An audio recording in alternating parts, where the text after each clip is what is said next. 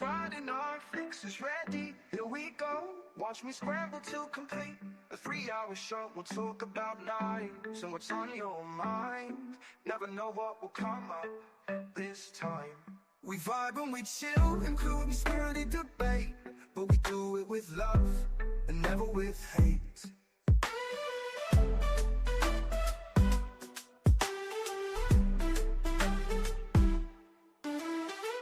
We'll talk about knives and what's on your mind. Never know what will come up this time. We vibe and we chill, including spirited debate, but we do it with love and never with hate.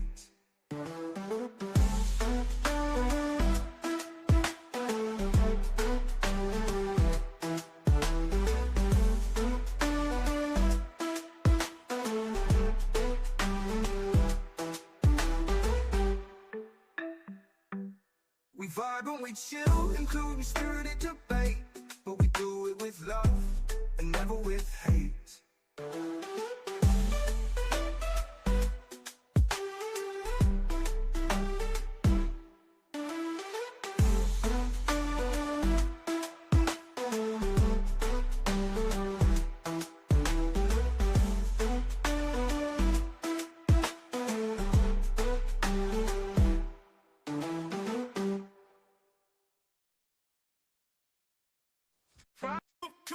Lights go dark, the stream comes on. Javon's here, the vibe is strong. Click and clack, the steel in sight. Every edge sharpened, Friday night. Night flicks dance under the light. Blades that shine and cut so tight. Handles spin and edges glide. Friday night flicks worldwide.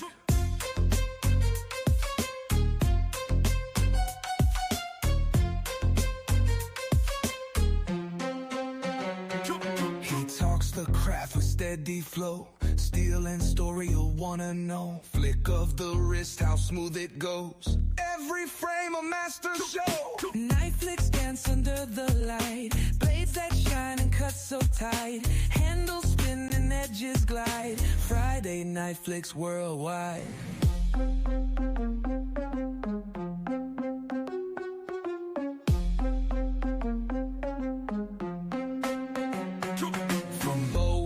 Karambit steel, every flick has that cool appeal. The chat goes wild when he reveals a masterpiece you wish was real. Viewers locked in, they can't resist. The flick of steel's a weekly twist. Carving moments, he makes it slick. Javon streaming, doing the trick.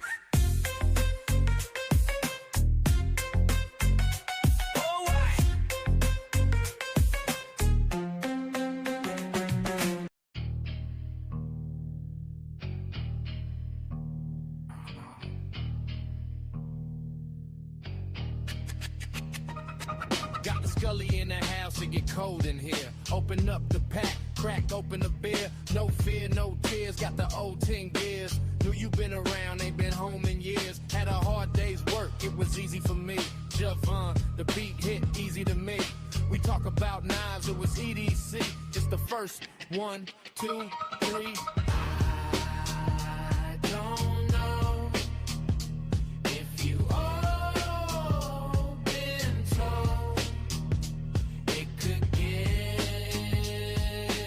weird, so are you high on cigarettes? Alright, ladies and gentlemen, Javon's Night Flicks, baby. Friday Night Flicks, baby. The first ever episode, we are getting it cracking like we say. Shout out to my co-host, Miss Evelyn, let's get it, let's go. Yo, it could get weird, so are you high on cigarettes? This the Friday Night Flicks, the channel where we discuss everything and all things EDC, knives, pocket knife, gadgets. You name it, we got it. Yo, Miss Evelyn, let's go. We got the EDCs and the little sharp tools. Don't try this at home. Stay in school, I'm talking about knives. We ain't no fools. The right way to do it, this ain't no duels. It's about tools. We not meaning no harm. We opening cans, not meaning no arms. We just trying to be safe, trying to be great. This the first episode, y'all just wait. A little bit, but are you high on cigarettes? No one that stuff runs out, you're gonna wanna make it. Are you high on cigarettes? Let's watch two wrongs witness and get high on cigarettes. Let's watch two wrongs witness and get high on cigarettes. Let's watch two wrongs witness and get high on cigarettes. Let's watch two wrongs witness and get high on cigarettes. Do you know that you're right or wrong? Do you know that you're right or wrong? Do you know that you're right or wrong? Do you know that you're right or wrong? He don't smoke them, but he loves it when you do. That's why he's high on cigarettes. And if you find him, you should light him up with you.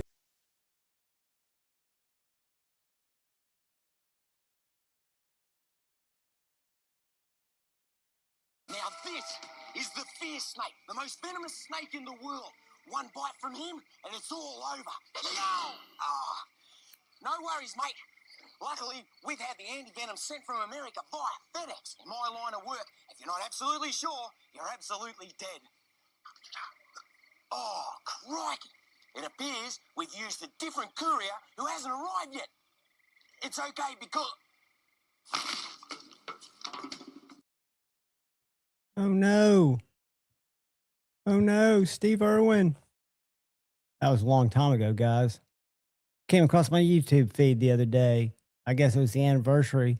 What is up on a happier note? Happy Friday Flicks. Friday Night Flicks. I hope y'all can hear me. I am well. I had to cancel my first ever live stream due to gastrointestinal fucking hell. And I think it was because I ate some bad food. I think it was food poisoning. And that was not a fun ride. It was a short ride. It's over. Enough about that. We're through it. It's all good. What is up, Henry G? Welcome, welcome. Started a little early tonight. We've got Stevie coming on and Manus Faction and Sharif and their crew. Said Faction will be starting. So I always figured get in a little early, hang out with you guys for a while. We'll have the member stream and a little giveaway on Sunday at 4:00. Everything should be back in stock next Friday, not this Friday. Got special guests this Friday. Next Friday, Trevor from Wax Wings Knives, he's been on once before, is going to be our guest. Mr. Hopkins, the Roman gnome, introduced me to these knives when he stopped by and visited me. And through that, I met Trevor, and Gary knows Trevor. They live in the same state. But I'm really glad he's going to come and talk about a few new things he's doing, the direction of the company. It'll be a fun Friday night, like every Friday night. I'm glad y'all are here.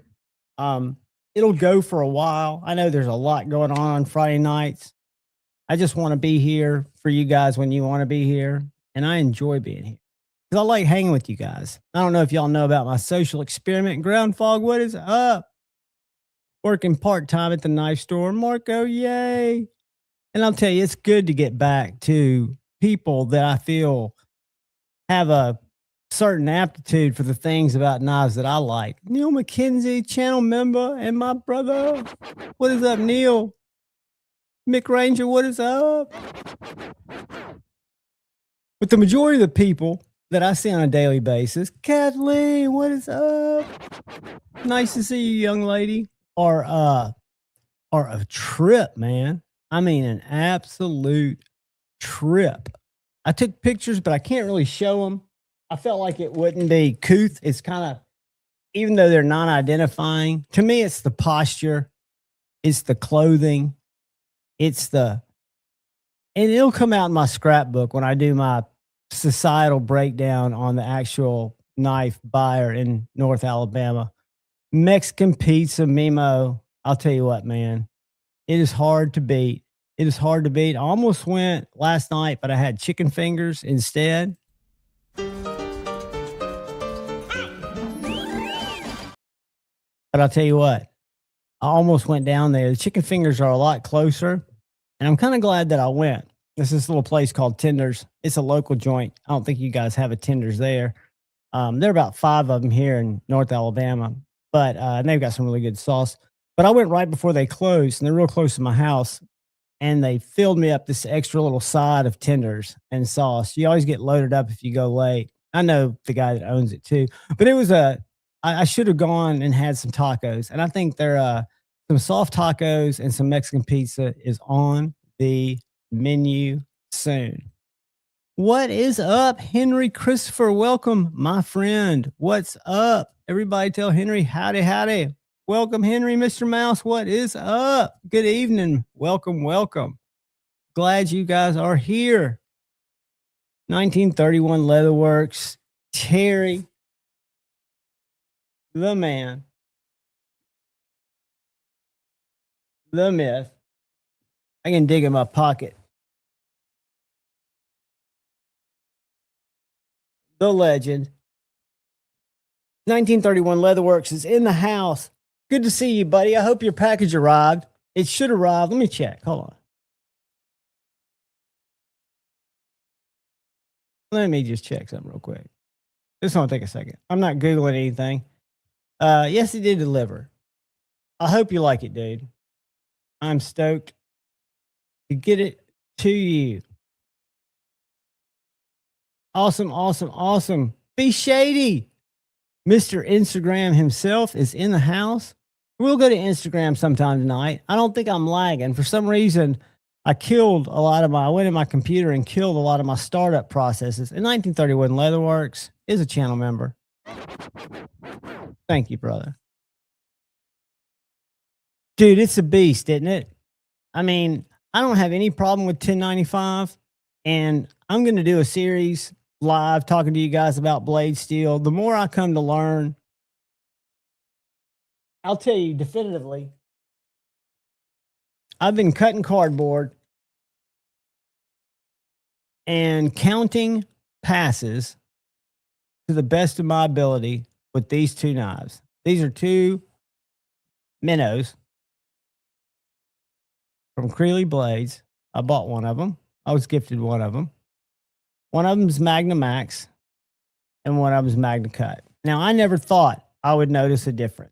Really, what I want to do is I want the edges to go away so I can sharpen them. I want to sharpen them. I can tell you guys, my little strips are, take these big Amazon boxes that I'm saying they're about 8 inches, and I probably get 10 cuts out of each 8-inch strip. And I've cut at least 50 with each of these knives, and it still slices paper. It's a very non-scientific test. My point is, I do not think in my use test,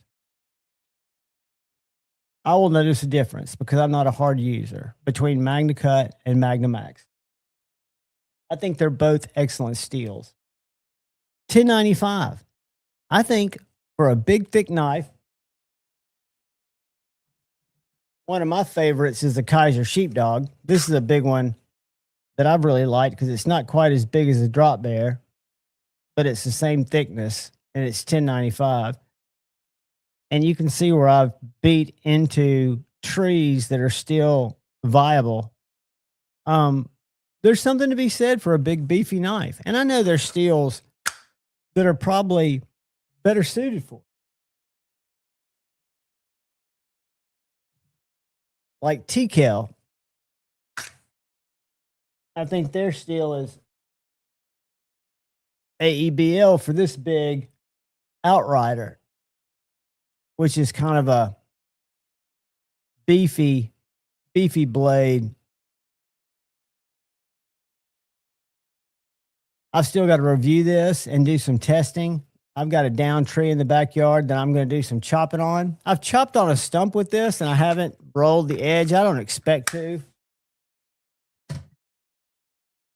It comes back to getting a good Bugsy. What is up, brother?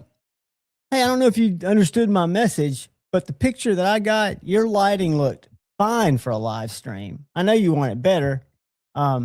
But you got a link if you're free, if you ever want to jump on anytime tonight. Come and go as you please, my man. But I think if you purchase your steel from a reputable steel company or a reputable maker. I don't know if y'all saw what Max Ace did.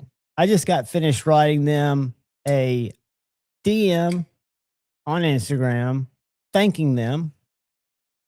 I don't think they were ever asked to. And there were a lot of people that were in there pretty pleased with what they did. And I'm going to share it because I'm that kind of guy. Ace. And then I got to do that little funny umlaut thing at the end right there. Boom. Let's click on it right there. Boom. Let's share it with StreamYard. Y'all sit tight. Let me tell you what Max Ace has done here. With all the rigmarole coming out, they have gone ahead and had some independent testing done on a blade of theirs that was chosen by this guy that sent it in. Okay. And what this was, its Magna cut was what it allegedly was. Quality of sample. It was one sample, yin yang, Max Ace hardware, Rockwell hardness, when it was received, sample number, HRC, and then it's got these surface values here with these numbers. Well, then you go to the next page. Hold on. How do I get to it? There we go. And then it shows that the model that they tested was the Medusa 3. I don't know anything about that knife. It's a dagger blade. One of whatever. Material Magna cut. Test machine. A Sanny Lang HRT S150. And I don't, it's not the results that I'm drawing your attention to. It's what they said at the end of this and what they asked for from the community member about how to continue to do better. It gave me hope that if you work with the right company and you know what you're getting, or you feel like you know what you're getting, standard block calibration, they show more information. This on the next page shows some numbers. Shows the ambient temperature, 27.6 Celsius, the test date, the person who tested it, Chan Adan, inspector, the hardness on the first test, hardness on the second, hardness on the third, or hardness 4, hardness 5, hardness 6, and the average hardness between those 6. And then the spec range was between 60 and 63. So it received a passing grade. And they allegedly do this with each of their knives. And then the Max Ace test report, we consider the official supplier of the equipment currently used by our company. They state that the device complies with China's GBT 2301 standard and holds a Chinese CPA certificate. To the best of my knowledge, this testing standard is consistent with the U.S. ASTM-E18 standard. Therefore, we conducted a second round of testing in accordance with the method you provided previously. So the person that's communicating with them has told them what they're hoping to achieve from this further inspection. We performed 3 calibration measurements using a standard block with a hardness of 62.4 HRC. The results obtained were 62, 62.7, and 62.6, respectively. Standardization block calibration. It shows it right here with the picture. And then it shows here the corresponding data points. And this is what they actually tested, I guess, on the knife. And it shows what the final average was, a 60.85 HRC, which they're about to attribute as low for what they were hoping for. So this is what I liked. Based on the above values, my personal guess is that I don't know whether the lower hardness value you detected might have been caused by a tempering issue resulting from the blade having been sharpened or other unknown reasons. After all, that was a product that had already been used. We have no way to determine what circumstances may have led to the lower value you found during your testing. We also use the new testing method to test all the remaining Magna cut steel blades we have, and the values are shown normal. Moreover, these are the last few blades we have left, as we only use this material once. So they bought one supply of this Magna cut material that they're using, right? Through this experience, we have gained substantial professional knowledge, like everybody does when they work with the material, and from you regarding hardness testing. And we plan to raise our internal standards for hardness testing procedures and intend to purchase equipment and calibration blocks that comply with the ASTM E18 standard for our company. We are currently considered the whatever this means, A-Long Exindry brand, known as a top domestic brand in China. Do you have any better recommendations? That right there. They're asking the person who's inquiring about their product, what can we do to help us all get better? The only requirement is that the equipment must be available for purchase within China. Thank you so much for your time. Again, I don't know what those numbers mean. I don't know who initiated the test. There's a whole thing that you can go read about it on Max Ace's page. But what I do know is there's a company that kind of jumped out there in front of it and said, or responded to it the way that I would like to see. I think that's a great lead to make. Go out and offer your material. Use it as a strategic advantage. Here's our stuff. When you click on our page, you can click on, I don't know how reasonable it is to test every knife, and you don't have to test every knife, but just to test your batches that you're doing. I just think it would be cool. Because it comes down to, in my humble opinion, finding reputable people you trust, hope that they vetted their supply line to the best of their availability, and expect the unexpected. This is a great example of expect the unexpected. I have no idea what to expect here. I know they have a lot of information on their website about Sanmai steel that they use and their SLD Magic. This is a North Mountain blade, fixed blade. My first chance to ever try out a fixed blade. That little moon that I reviewed, if you watch the review, it failed. There was a defect in the lock bar insert. I replaced it once, and when I was cutting with it, it failed, and they told me to send it back. They took it out of their lineup, and they're redesigning that. But they sent me this that I hope to dull. It's a very broad blade, so it's not very slicey. It's very pokey. I've been stabbing a box out at work, but I want to put it on a sharpener because there's been some conversation in the YouTube group. This is a knife I bought.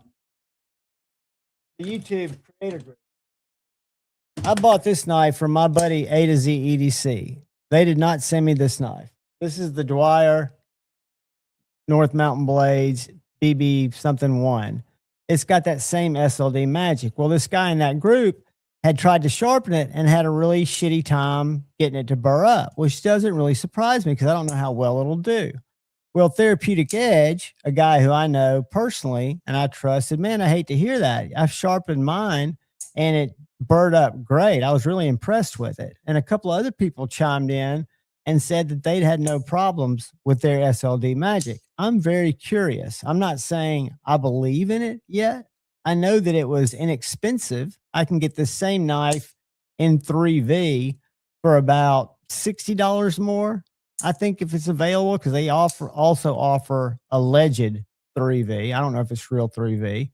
I don't think Bark River's old knives were what they say they were. I think there are plenty of videos. I've opened an algorithmic rabbit hole by clicking on a Bark River video. And there's so many videos out there that date back many 5 years about their 3V being weird, being funky, not behaving like 3V is supposed to, rusty Magna Cut, all kinds of suspicious stuff.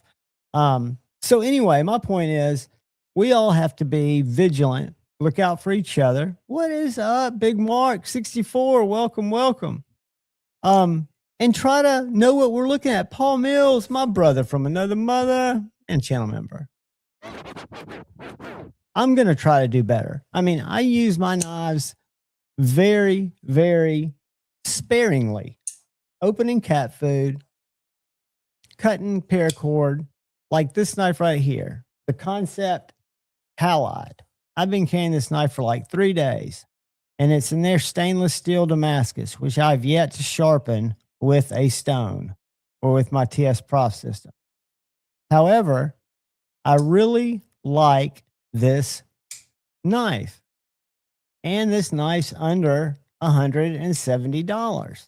So I know what I'm getting. I'm not expecting it to be the best steel. If I didn't want this Damascus, I could get their version, or S35VN as they call it. The same price though, $160, $170 for a nice liner lock with carbon fiber and titanium. Fantastic action, designed by a US guy, I think, or got a name attached to it. Nice front flipper. Not super fancy, but it's something and a company that I kind of believe in, because I don't think they have much of a reason to bullshit. My point on my little soapbox here is I think Chinese companies, like American companies, if they're not good at business, which I think they are, should be good at business. I think you've got to manage your business. When I say manage your business, you've got to look at ways to keep your name and your brand strong and valuable. And you don't want to do that by doing shitty things. And if you don't have to cut corners and can still make a killing on the American consumer because you've got trade rates and you've got, if you want to say free labor, whatever, you've got other ways that you can game the system, at least deliver what you're advertising and do it with a quality product that is worth what you pay for it. This is a Kaiser serpentine. It's in Elmax steel. It says it's titanium. It is micarta. I took it apart last night, had a video go live a little while ago where I put skiff bearings in this. It did have plastic or Teflon ringed bearings with 10 ceramic balls in them. I put phosphorus bronze bearings with 15 balls in them, and I added $12 to this $160 knife. The $160 knife, not a $360 knife, to me, for a medium premium materials, medium price, cheaper than a Benchmade, cheaper than a lot of things I could buy domestically, this knife has a great place in my collection. It's the size of a PM2. It cuts everything I cut very well.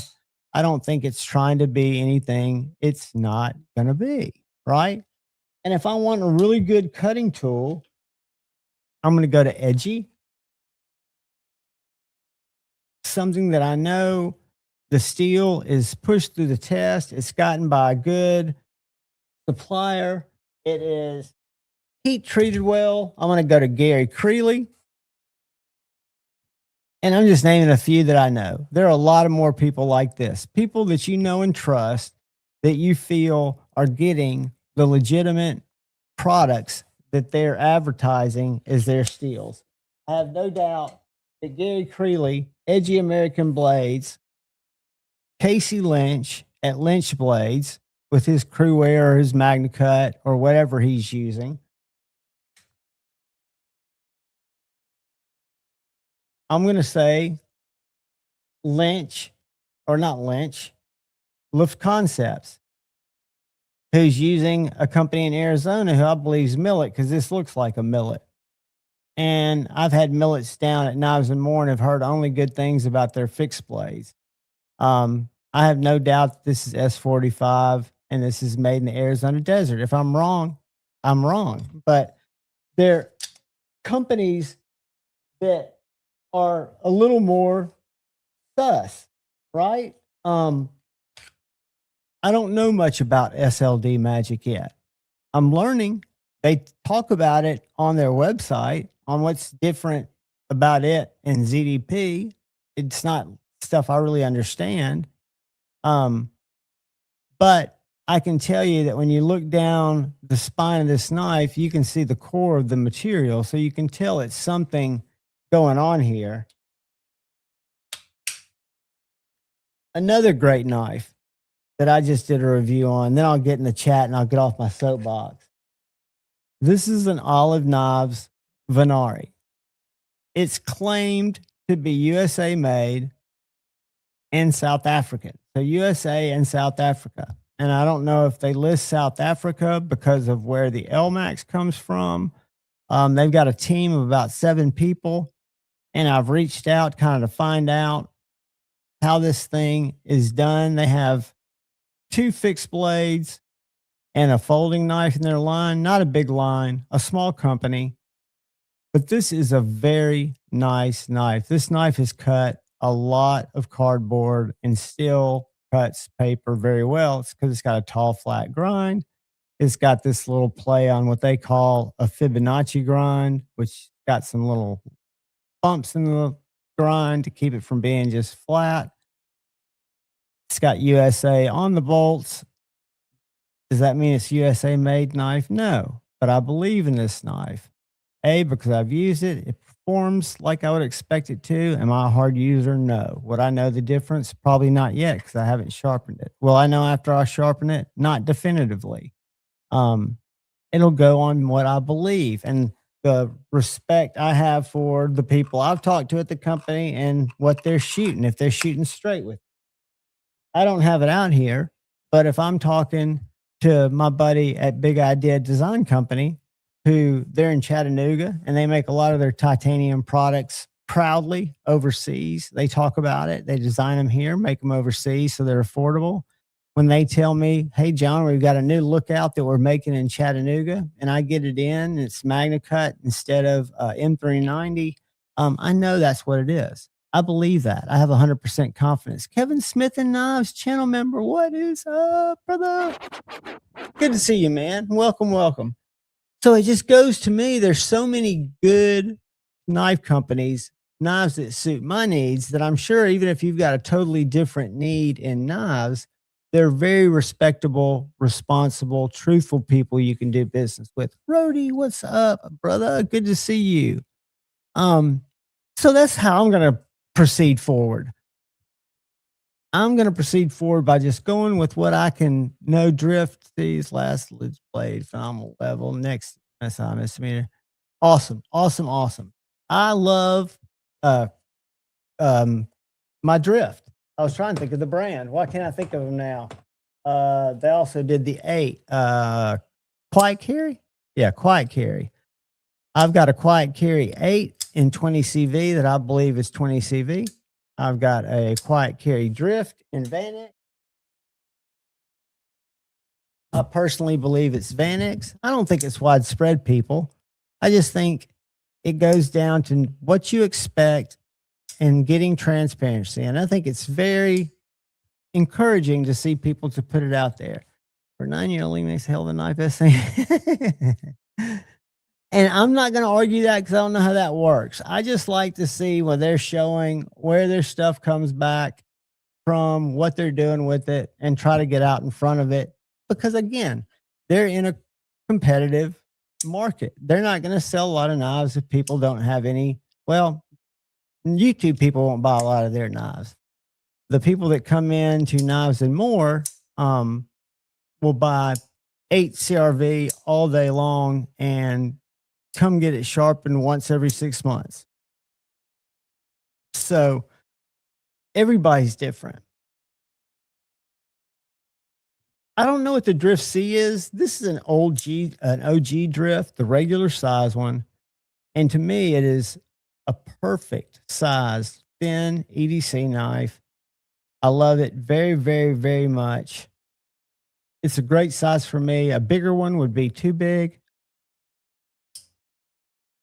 And I've got several Quiet Carries. I don't think I'll bring any more Quiet Carries into my brood. I bought this. I think this is the big version of whatever this is, Ion or something like that. But this was on sale when I picked this up. It was on closeout on their website for $175, which again goes and shows this knife probably didn't cost them $100 to make. I don't know that. I'm just guessing, throwing out a number. But I thought it was interesting. It's titanium, hollow ground, M390. Doesn't blow my skirt up. Not something that's just awesome, but it's a good gentleman's carry. I like it. Mind to Milton, what's up? Thank you, buddy. I'm glad to be back. And I almost went live Tuesday night. I just knew I didn't have my juice in me. And I knew if Kyle and those guys would go live on Shane or something's channel, they'd be a lot more jovial. And it'd be better. I was in there creeping a little bit. I was dozing in and out on the couch. But yeah, I'm glad to be back. Glad you're here, buddy. Glad you are here. You feel like getting online, dude? I'm gonna pull your fucking logo off the thumbnail. I'm gonna take you off the scroll. Klingenweks, my portfolio. Watch this shit. This for you, bitch. Take that. Get a channel membership. It'll do you good.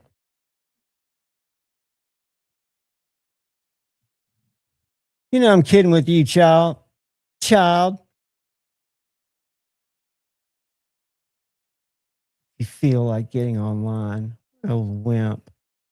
Afraid somebody's gonna call him out for not knowing his blade steel. Oh, I'm gonna call you out. I'm gonna troll you.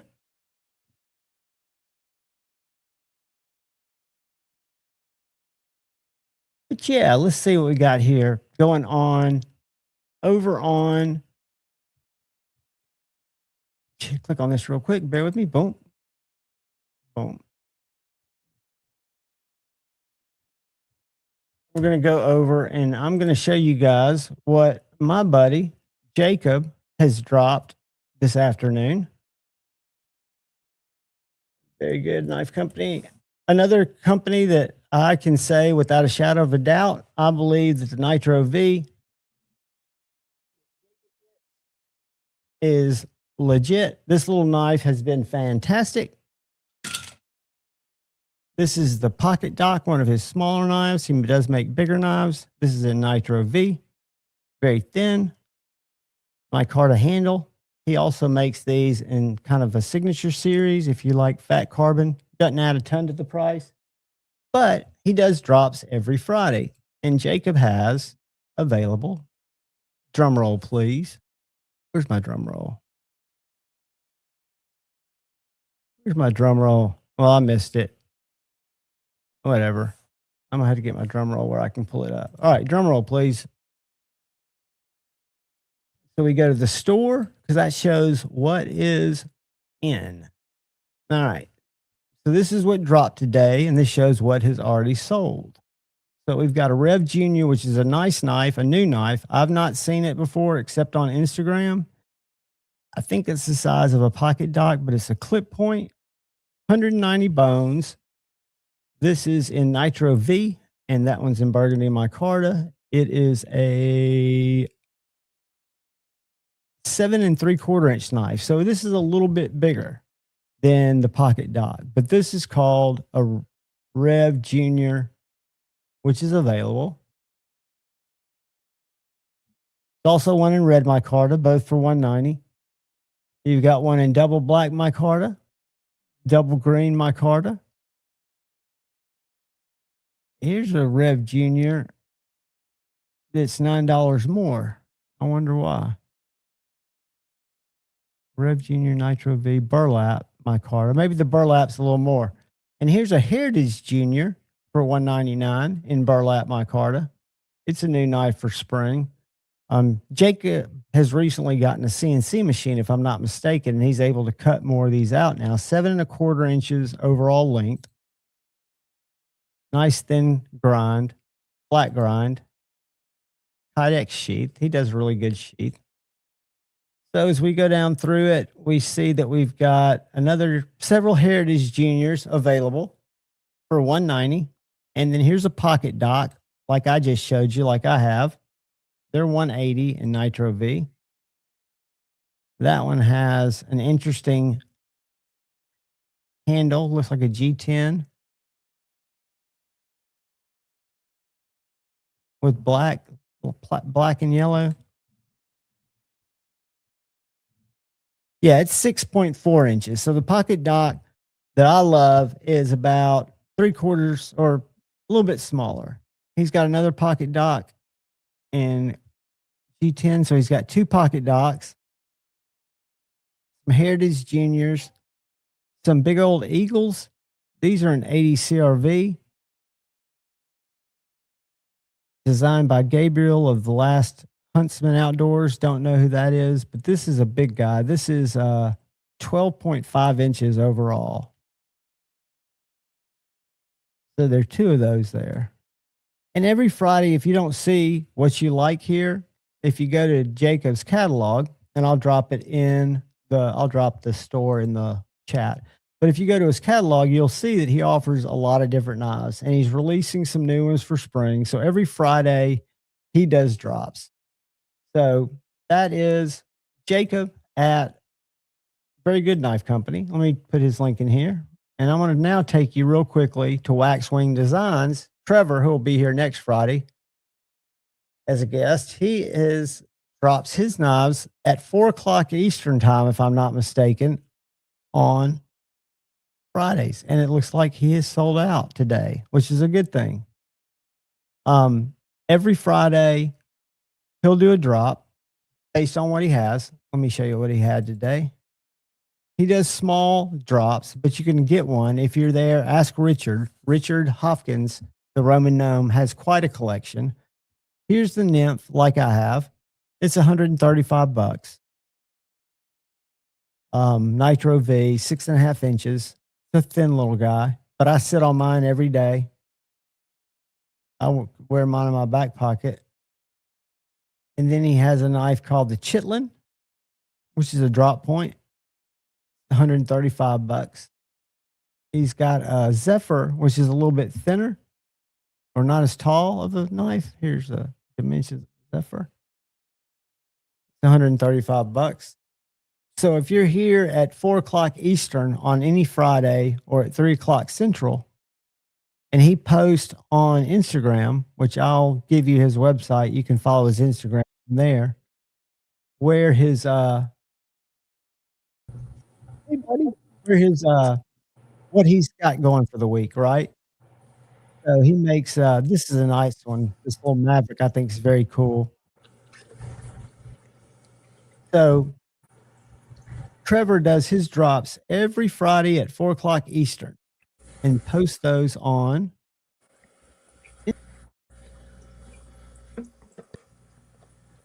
What happened? Javon got bounced. Anybody can hear me or not? I don't know. Let me get the chat going real quick. Well, just in case, if everybody's here or not. Everybody probably saw this already. He's an idiot. That's all right, man. Is that your Mako? Yeah, yep. Are you loving it? Yeah, I like it so far. I cut some nylon rope with it today. I was telling these guys a little while ago, I've been trying to do cut tests with my minnows to see if I can tell a difference between MagnaCut and micarta. And I cut a lot with my Mako. This is an old. But on cardboard, I haven't gotten it to dull yet. I haven't cut any rope or any wood, but I've cut a lot of cardboard. It's not even cardboard really. It's double walled. It's Boost boxes. My dad drinks these Boost, the big shakes that you can get the cases of. So I've been breaking those boxes down. Mine's held an edge. I haven't had any chipping.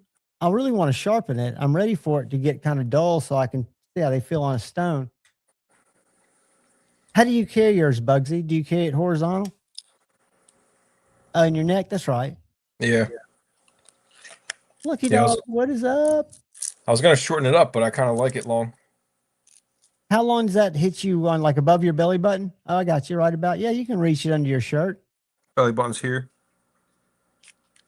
Yeah, I like it because I can reach up from under the hoodie or shirt or whatever, but it also, like, it's a little bit low enough where, like, it's not up here where it's, like, sticking out. Yeah. Like printing real bad. It's kind of down here where it's, my chest is a little bit bigger than my belly for now. And it's easier for you to get. Yeah.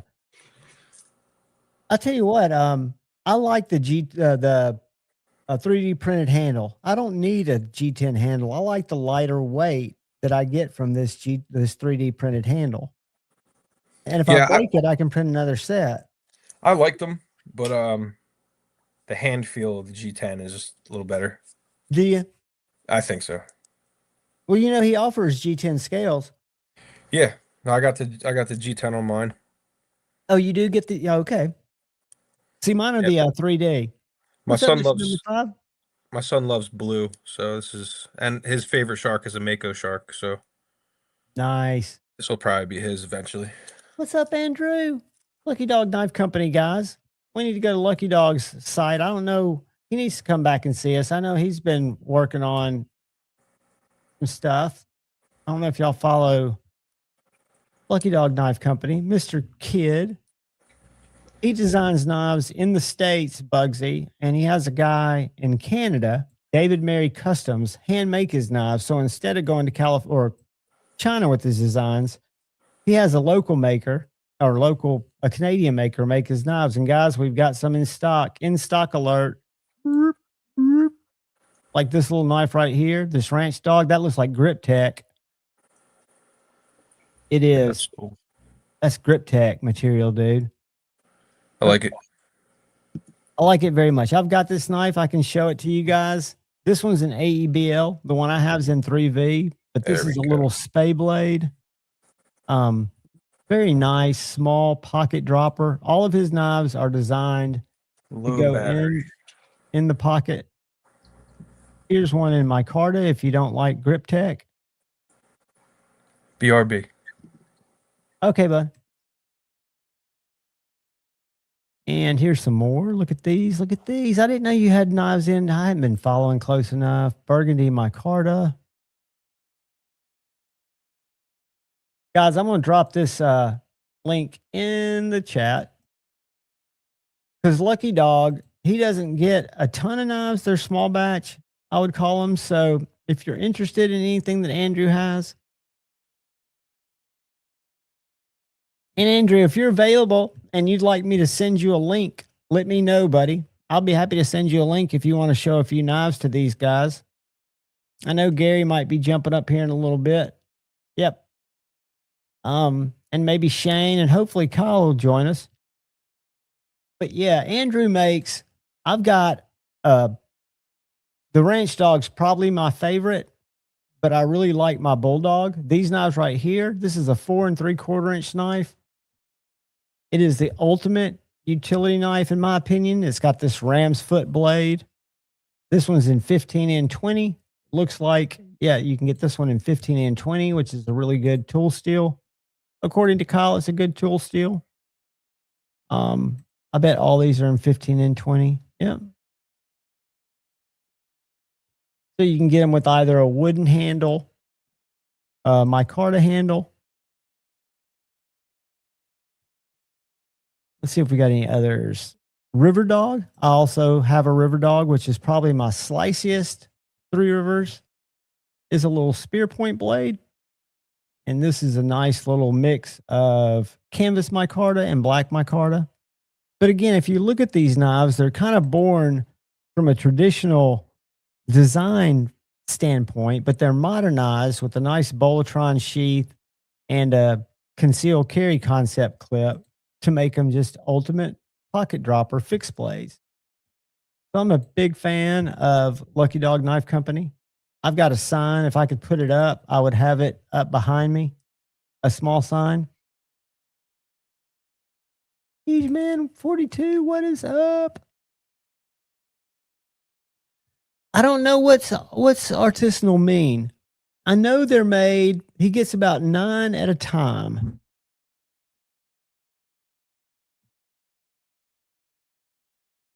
Paul, at one time I bought 3 springs, and I know I've got an extra spring. I have no idea.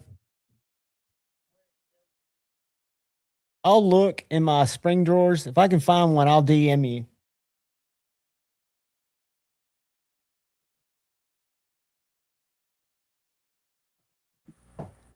So here's my Lucky Dog River Dog. Like that guy you see right there. That one's in dual micarta. Mine is an Osage orange wood. And when I say a Bolotron sheath, this sheath is a lot thicker than a Kydex. And they come with a concealed carry concept clip. Comes with a lanyard on it. The one we were just looking at had that dual micarta. But this one's AEBL blade steel. Just a nice flat ground.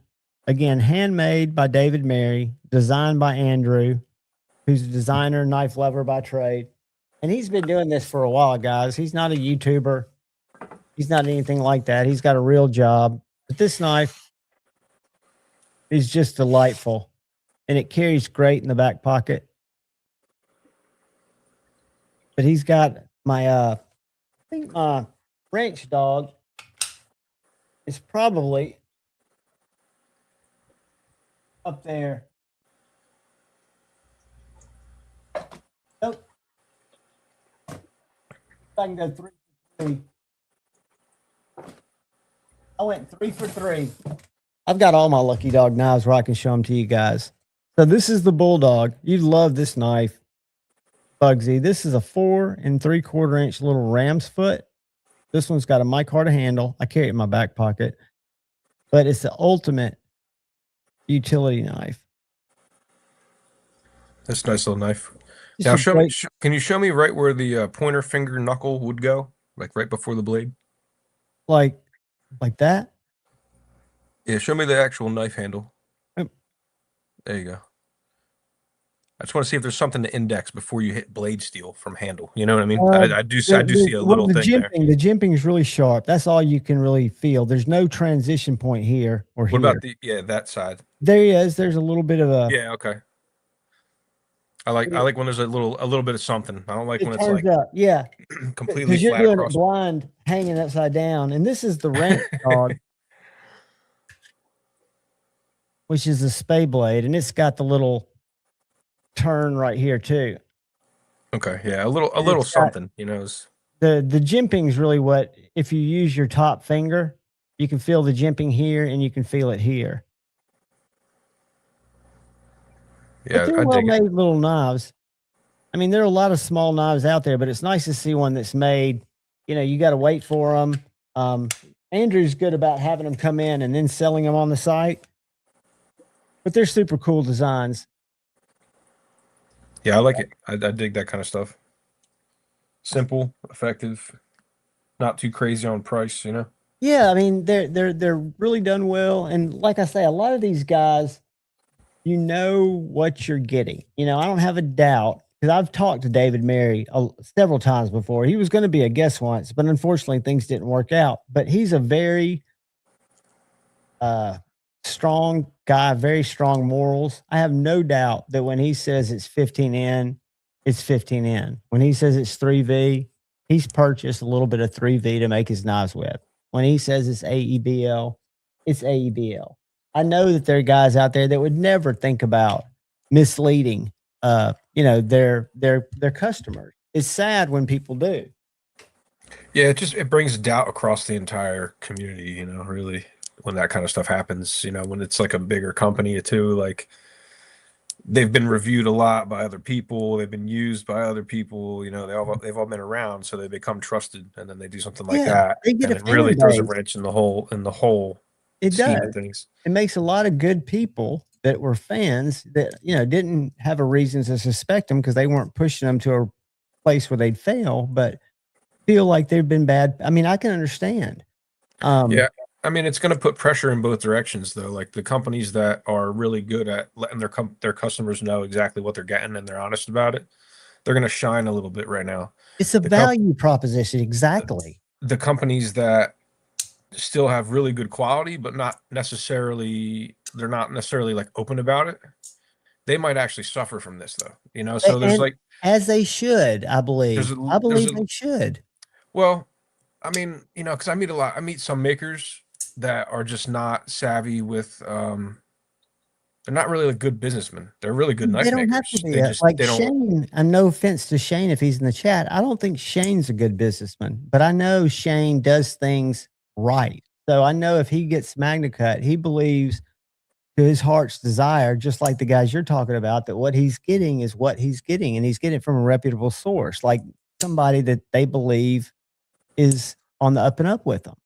Yeah, I'm kind of talking about more like the guys that they're like, well, I don't have to prove to anybody what I'm doing. You know, like they know they have a good product.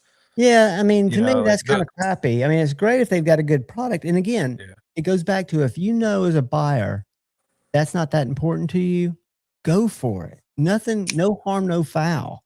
It's just when you see things where people have been deliberately misleading is where it gets gets disheartening. I don't know if you saw that thing I showed earlier about Max Ace I saw on Facebook, where somebody reached out to them and they sent this huge post with a really nice letter at the end where they did I think I caught the tail end testing. of that.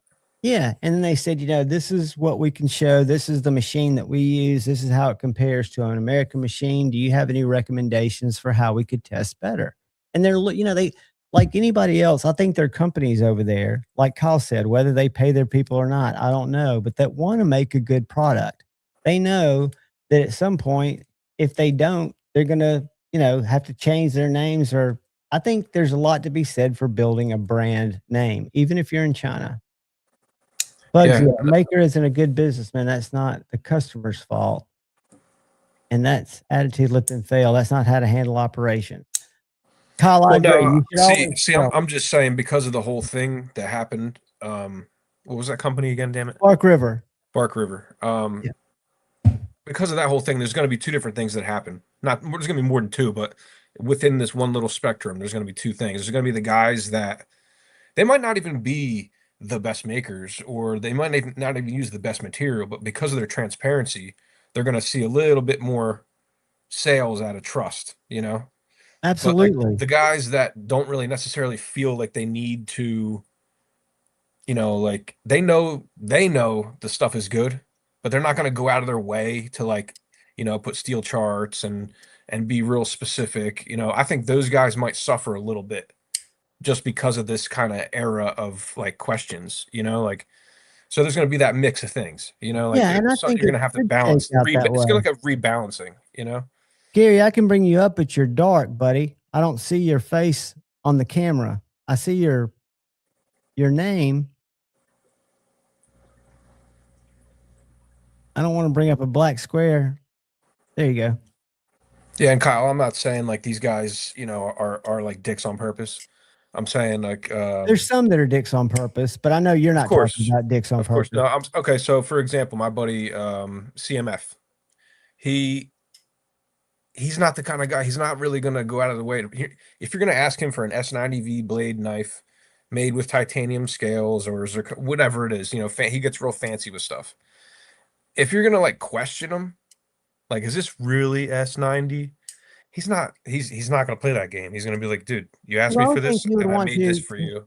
Wouldn't you in your business and me in my business? I'd want to say, sure, dude, I bought my S90. I mean, he's a big teddy bear. He's like a nice guy, but again, he's not going to He can't think. I don't want him to think, and maybe you can help him with this. Don't have him think that people are saying they don't trust him. That the people just want to be reassured. He could really handle that with, sure, of course it's S90V, even laugh it off. For sure. But he's also if he labels something like S90 or, whatever the hell it is, whatever he labels it, I can see how people get, I can see how people would get their feelings hurt, but they might lose a sale, but they'll make it up because a custom knife, I've seen it proven time and time again. It's going to sell. It's got a buyer. Every custom knife has. It might also be just how many times you're asked the same question about something, and those kind of guys, you don't have to ask. If he says it's S90 and he says it's heat treated to this, that's what it is. He's not playing around. You don't have to hey man, is it really 62? Is it really 64? Oh yeah, I think, so there's, like I said, there's going to be that there's going to be that balance. Some people are going to actually see a bump in sales because they're those guys that, hey, here's my whole steel chart. Here's my whole process. Here's my whole thing. And then there's going to be the guys that are kind of look, you guys have, I didn't change just because now you guys have all these, concerns from this one instance that had nothing to do with me. I'm not going to go out of my way to change how I'm doing stuff. I'm still going to be me doing my thing, Hey, buddy. Hey. You driving?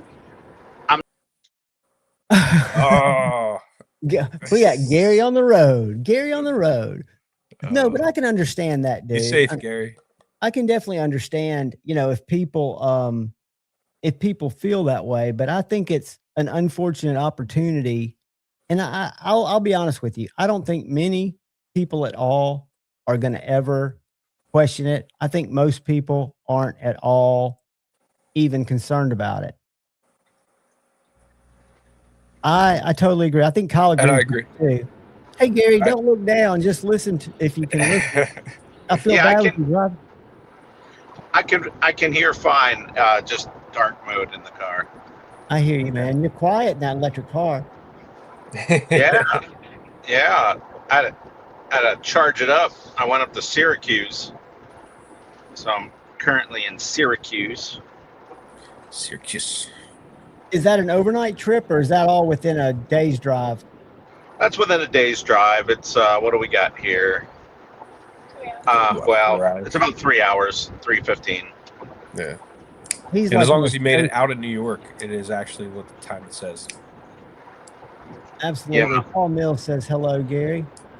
Hello, hello. I was at the Freight and Lock Conclave.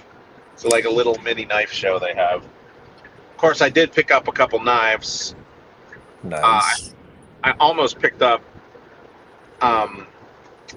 more, but I controlled myself.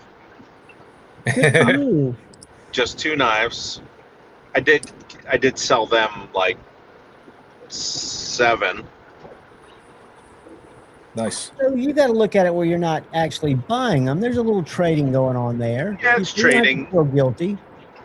And we trade, at I sell them at my dealer cost. They sell them at their dealer cost. So, What'd you come across?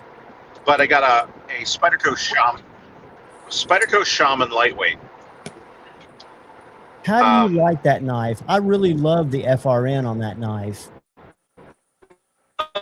And I was looking at a Spy 27, and it was either a Blue G10 or micarta, and the action was a little stiff, and I might have been able to fix that eventually, and the blue was kind of chalky. I could have fixed that too, but I ended up with the Shaman, and I got Freight and Lock has a dealer exclusive.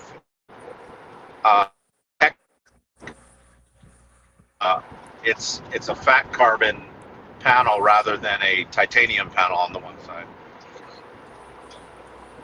And You broke up a little bit. What did you say at first, Gary? You said the Freight and Lock you picked up was what before? It's a Freight and Lock exclusive. It's a Techno.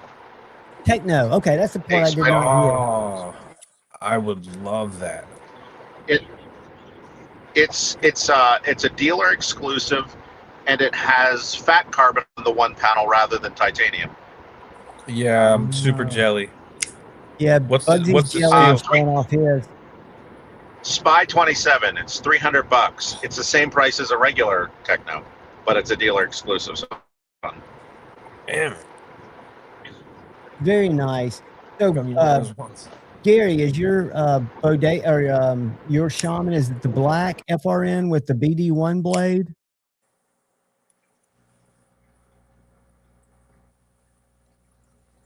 I don't know if I lost Gary.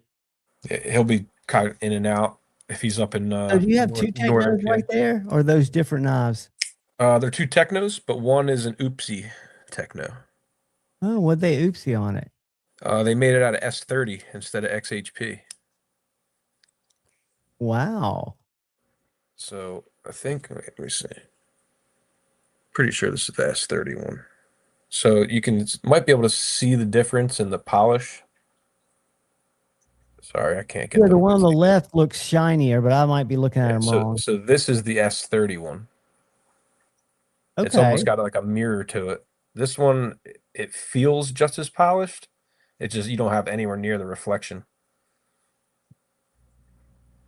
But Which one do you like nice. better? Do you have a favorite, or do you like them both equally?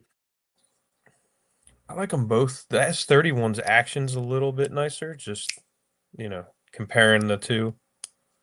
Kyle, I just pulled them up. I was not even familiar with Freight and Lock. That's a company that's new to me again. Yeah, they do some cool collabs with Spyderco. I think They they've look done like an multiple. OG hardware store or locksmith by trade. I mean, that looks like where their history is if you look at their homepage. Oh, is that the I know what that is. I reviewed one. What's it called? Autonomy? No. Okay. Sorry about Too that. many concussions, man. I don't know. We I forget found it. Somebody So tell me you what this is. It's a yes, I can tell you exactly what it is because we had one at Janice song. Thank you, the Jenny Mallory. song, like a Bally song. You're exactly right. Very cool little.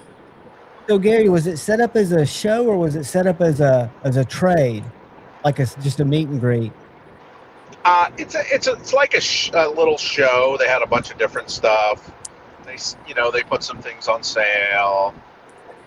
It's like limited to 60 of their best customers. It's cool. I enjoy it. I usually come up, bring them some stock, get a few cool knives. That is very cool. Did you go back for the second day at Lehigh? Or how did that go through? The second day is always light. It's always pretty limited. How'd you do on sales, Gary? If you don't mind.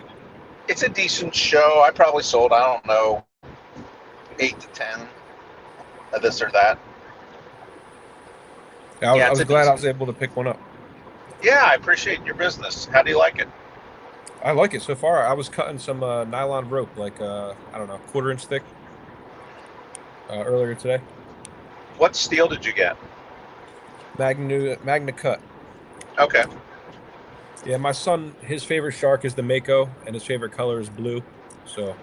Okay. All right. And I don't have anything in Magna Cut yet, so this kind of hit all the little. Oh, perfect. Little buttons for me.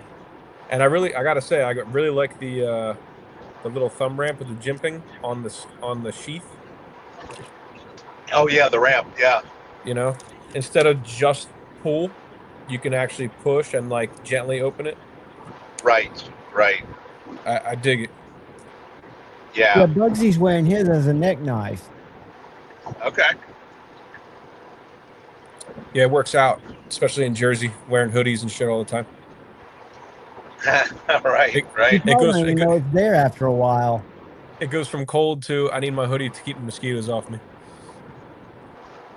That's how it is down here now, except it goes just from hot to what we have 2 weeks of what you would consider spring, I guess, here. But it's going to be hot before long at all. We're already getting signs of that.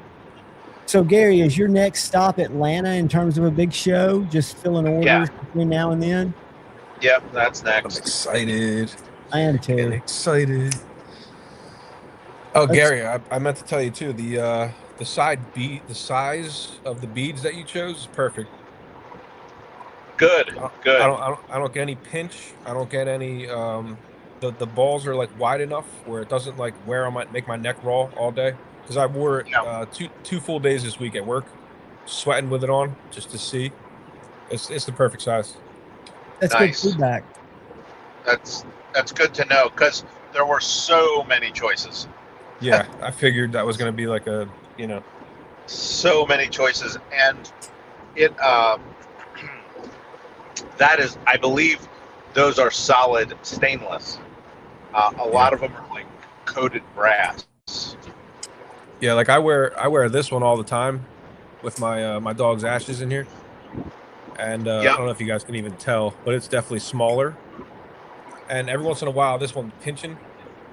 Okay. But this one doesn't. I think the balls are slightly, like they're big enough where they're not, like they'll rub each other before they pinch my neck. Right. Before it grabs a hair. Yeah. Kyle, luckily I'm not hairy, so I can't give you that feedback. But Gary, what do you know about SLD Magic? SLD Magic. Not much. I think it's a Japanese inexpensive kitchen steel. Let me see if I can find something here. Oh, it's a steel? It is a steel. I'll show you. They've got a little blog post on it. I'll show you what I'm talking about. This little knife right here is from a company called North Mountain Blade. And they make a lot of knives. They make one for Jason Grant, who was on here last week. They do a collaboration with him, but it's kind of got a Sanmai look, but it's not Sanmai. But it's treated like there's a core here and it's clad with something. There have been a couple of people having back and forth. One guy they did a knife for Dwayne Dwyer, North Mountain Blade did, and one of the YouTube reviewers was having problems with the steel on the edge. And then another YouTube guy said he was not experiencing that, but they talk about it as being, you're familiar with ZDP 189, right? Yep. I like that stuff. And they talk about that SLD Magic is similar, but in very different ways. And then he talks about what sets them apart. And they say ZDP 189 is the overachiever with sharp ambitions. It talks about it. They say it can hit insane 67 to 70 HRC. That's 4, and it talks about fine edge and want a knife that stays sharp. And then the SLD Magic they call the tough guy with a soft spot for durability. And it's developed by Hitachi Metals. I don't know much about them. Comes from the same gene pool as D2 with its balanced level of carbon and chromium, plus a little molybdenum and vanadium sprinkled in for good measure. It's like the bouncer who never skips a leg day. That's marketing terms. It's tough, durable, and ready to take on heavy-duty work, blah, blah, blah. Its hardness is typically lands between 60 and 63. It makes up for the lower edge retention with serious toughness. It's less likely to chip, crack, or break under pressure. You know, but it doesn't say it's best for not as good as ZDP, but it's a trustworthy knife and more efficient or more economical. And it says what's better.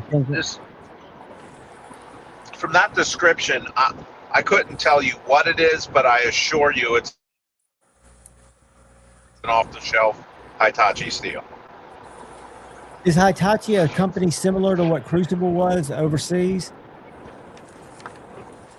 Hitachi is Japanese, like a Japanese Crucible or Bowler. Okay, so they're a steel guy. I'm pretty sure. Yeah, like remember half 40, half those steels. Those are Hitachi steels. I gotcha. Yeah, they have it's a powdered metallurgy, Japanese powdered metallurgy. So they're just off the shelf steels. Are Japanese generally known for having some good steels?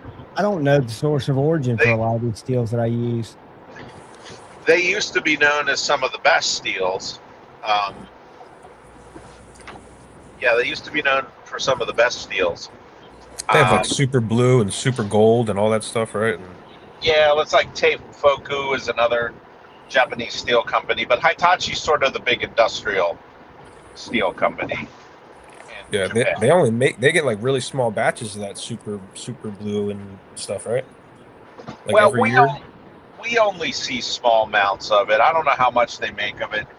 To me, there's not much to write home about with those. Guys will say they're super clean, but chemically, most of those steels are in the neighborhood of 52-100 or 1095. So, I don't know. I've never been super impressed with them. Some forging guys swear by them. Yeah, that's what I heard. It was kind of like geared towards like a forging steel. I think it'd be kind of cool, like if you were really going to forge something Japanese style. Like if I was going to do something that style, I would absolutely want to get like a nice like ingot of some like rare Japanese steel. Nemo's got an interesting question that I don't know the answer to. Didn't Cedric Peters say ZDP 189 was the most overrated steel? Hitachi claiming it was stainless, etc. I didn't see that, Nemo, but it doesn't surprise me. And if he said it, I would believe it from his experience. It's very ZDP is very chippy, and it's not very stainless, even though it has 20% chrome. I was going to say, I'm pretty sure mine rusted up on me. Yeah, Yeah, it's got a ton of chrome, but it's got even more of a ton of carbon. So there's not a lot of free chromium in the matrix. So it's not super corrosion resistant. Yes, that is true. And it's pretty chippy. Like, if you're not careful with it, you can chip it up. Very low toughness. A lot of that comes from its excessive hardness, Gary. You give up that toughness, or is it just part of the metal? It is partly the hardness, but it's also the carbide content. A lot of chromium carbides that are big, chunky. Yeah, it gets hard. You know.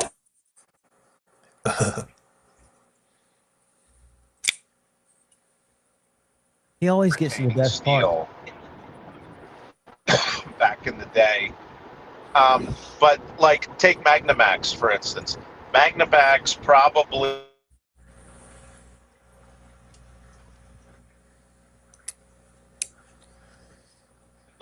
corrosion resistant.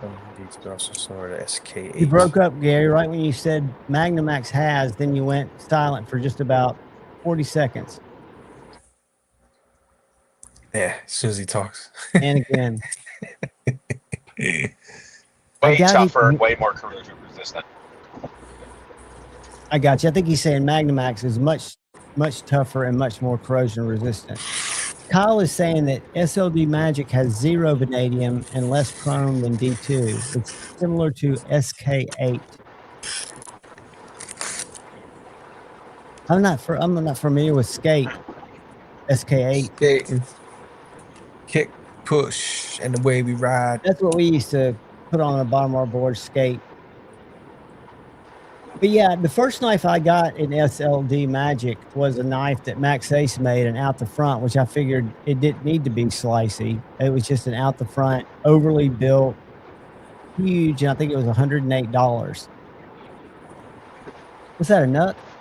Yep. Very nice. Who made that for you? Jared Hubbard, Hubs Hanks. I'm not sure he does anything anymore though, or not. I think he told me he was doing having a hiatus, chill out time. Kyle, are you talking about SK85 1931 Leatherworks says? There's another one he made. Is that made out of G10 or is that made out of? It's made out of copper. Ooh, very nice. And it's a shipwreck patina. Looks yeah, like there's no denying that Wow. Rocksteads look beautiful. I didn't know they used SLD Magic, but that DLC coating looks mystical on them. I don't know how well they're known for holding up. I know Jared cut himself really badly with one. Yeah, he moves around real fast on them videos he does. I'm just like, He was doing one tonight. I can't remember if it was on YouTube or Instagram. He had a knife that he was cutting a paper towel with that he'd sharpened, and it looked like it had a ridiculously tall edge on it, or thin edge, but it was cutting paper towel like I've never seen. ZDP and YZR. Mimo, that's a good question. Gary, do you know what's after Magnamax, or is the future left to tell that story? Yeah, technically Magnamax isn't even released yet, so I don't know what's next in that line. Right, because it's the next one coming, right? Yes. I know. Go ahead. Its official release date is May 1st. Okay, that's why So- Protex is called. It's called Proto Magnamax. They just released a little Chavez collaboration, the Scapegoat, in what's called Prototype Magnamax.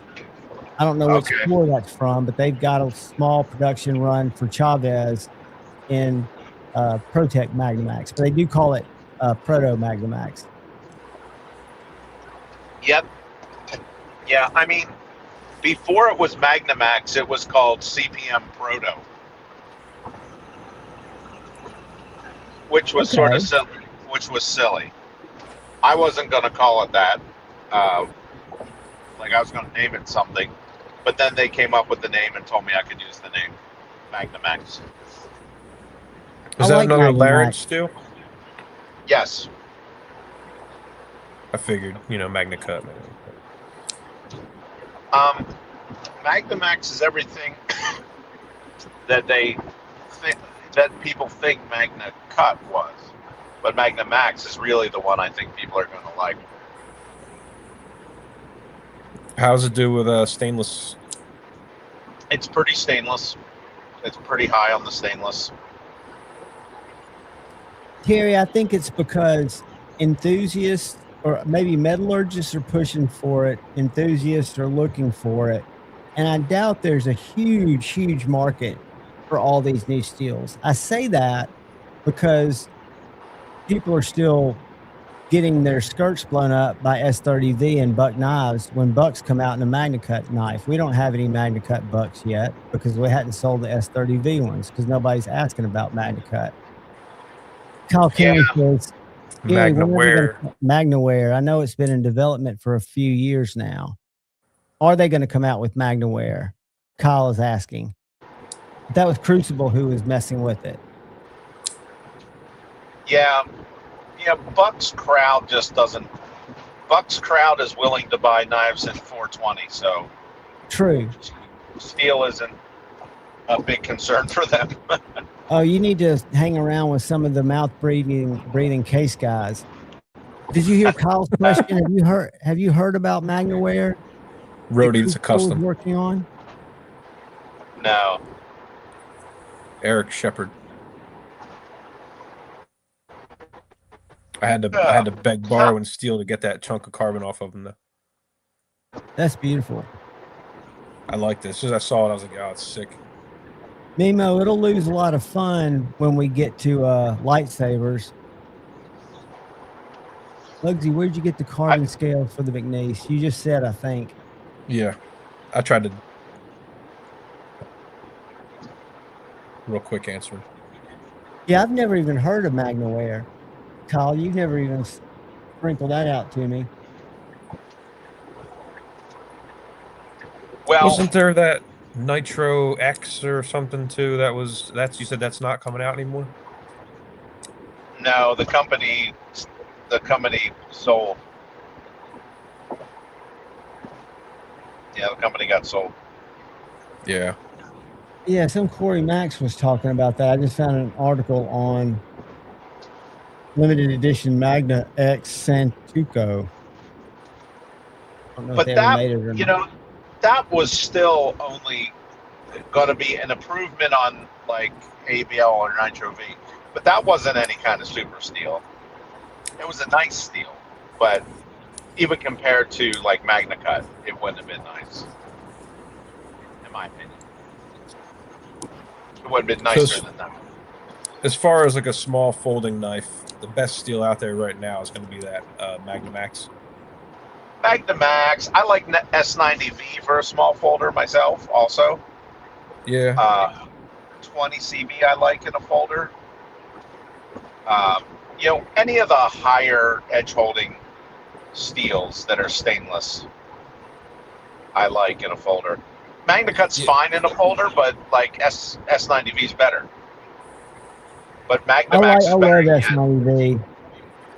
Kyle, send me a link. The only thing I'm finding is this other material called that a no-well thing for sheets, hoppers, and pikes. And I know that's not what you're talking about.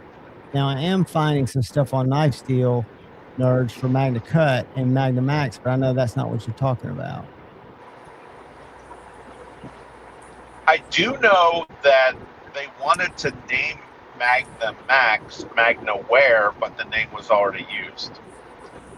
And the name Magnaware is being used by a company that makes other types of colored metals. I found them. Maybe that's what happened, is they did a name change. But I don't know that for a fact. Somebody jumped on the Magnum wagon. Well, I think they had already had something named that for a while, so. Yeah, I think that's probably what is going on, because looking at the information I can find, it looks like it was going to be called something, but there was already a name, which happened with several websites. I got into an argument today with the the old guy that owns a knife shop. Ironically, we argue like every other day. He was trying to tell me that Microtech did not take what's his name's design, Gavin's design. I said, John, there's no way that they didn't. They wouldn't have just taken zero blade play out. And he goes, well, they're bringing zero blade play out in other models. They're telling us dealers. I said, I'm sure they are, with a different type of mechanism. And it's probably not a copy of Gavin's. Why would they have pulled ZDP from their Generation 4? And more importantly, why would they have that big write-up on their Microtech website? John, you're not thinking logically. I'm sure they're going to bring one out because they spent a year building it up before they had to instantly pull it off the market. He goes, well, I can still order them. I said, well, of course you can, because they probably ceased them being able to make any more. You know, they might not have ceased what could be sold with that. I don't know. You know, I wasn't in court. But for Microtech to turn a ship that they had something working fine and just stop it overnight had to be because of what Gavin was doing to protect his intellectual property, I would think. I don't see how you could come to any other conclusion. Sounds cool, Kyle. Yeah, clearly. Yeah, you know, sometimes people have a lot of confirmation bias. They only hear the information that they want to be true. That's a fact. And Mimo, that is the funniest steel chart I've ever seen. Bugsy, I think that's for you. This one? Yeah. I think it's a Spudderco smock, but it's all chopped down by Gecko. Kyle, help me out here. What's the Stefan? Did that cut down for you, that mod? Yeah, he did a great mod, man.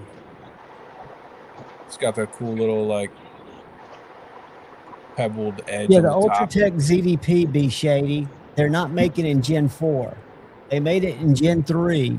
And then on Microtech's page, they've got a big difference in what's changed between Gen 3 and Gen 4. Now, according to a dealer I worked for part-time, he says that Microtech's bringing out other models with zero blade play. And I'm sure they probably are because they've got a big lab and research department. But I'm sure they're working around the patents that they obviously got slapped for. Because in Gavin's video, I made him watch it today. He took it apart because the old man was telling me I've taken it apart and it doesn't look like that. I said, he's taking it apart right now next to his knife. Yeah, there you go, Kyle. Stefan Gecko custom. So what is the temperature in Alabama right now? In Alabama right now, it is 75 degrees and clear, but we're on the front side of a cold front that's coming through, where it'll drop to probably low 60s. Where I am right now, it's 52 degrees, about 30 miles south of Syracuse. It's still chilly. A little bit. It probably doesn't feel chilly up there, though.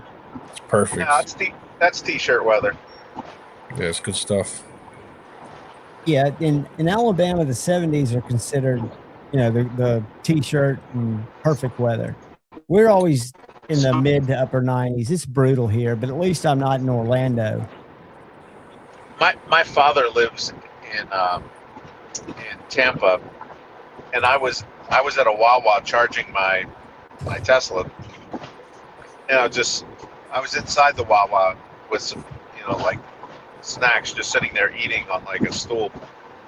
And it was probably about 64 degrees at the time. And these people popped out of a car with like big puffer jackets, knit hats, gloves. I'm like, what? Like, we swim when it's this temperature. I know, but these Southerners are going to be cold in that weather. It might be from the islands. I bought this zero blade play. I traded for it about 4 days before Gavin's video came out because I thought it was so neat. And then it was about 2 weeks before Blade Show. So I took it to Blade Show, but I felt guilty for some reason carrying it because I felt like it was something bad about it. I worked myself through that after talking to Gavin, because I didn't do anything. I didn't do anything wrong. So now we still have 3 at Knives and More, but I'm convinced that this will be this knife will be highly sought after, the Gen 3 Ultratex. But I would say they're controversial only because the stop pin, according to Gavin in his video, are a copy of a patent that he has that has been approved. Interesting. Yeah, that's true. Rhodey, I don't know how all that'll work because I've kind of stayed out of it. I just noticed from being in the business, the retail side of the business, when Microtech came out and said no more, I figured the only reason they would say no more after saying this is the best thing we've ever done is because a judge told them no more, not because somebody in their R&D department said, oh, we got a problem here. We did get in 2 Marifone Select or Marfione Select Halo 4s, the single actions. My first time ever experiencing a single action out the front. And that is a kicker. I'll tell you what else they've got. Go ahead, Gary. I was going to say, I almost picked up a McNeese Dixon frag, but, and I'm not making a value judgment on the knife or the company or anything like that. I just didn't like it. It wasn't for me. Yeah, I will double that. I think the Mac 3 or Mac 2, 3.5 inch, for me is perfect. The Dixon was way too big for me. I think this knife is fantastic, his Mac 2. The 3.5 inch. And the other piece of it is, and this is a part of the knife world that I don't usually buy stuff in, but it was kind of big money for what it was, in my opinion. It's over 600, isn't it? So it's right around there. It's right around there. For a titanium knife. Yeah, I'm just like, I don't get it. And one of the things, and this is maybe me and just my physiology or whatever, but I always, on certain knives, and their knives were one of them, I end up putting pressure on the frame and making it hard to open. And it's not natural for me to open it because of how I hold it. I had that problem with specific ZTs, but I know what you're talking about. It's when you get your, I can eliminate that mostly because I've learned to just rest my finger on the clip. But even on a ZT, there's a certain little ZT that's very popular that some people can open fine. I cannot open it trying to without 2 hands because it's got such lock bar sensitivity for me. Yeah, I have that problem with certain knives. There was a ZT that also, the Sinkovich.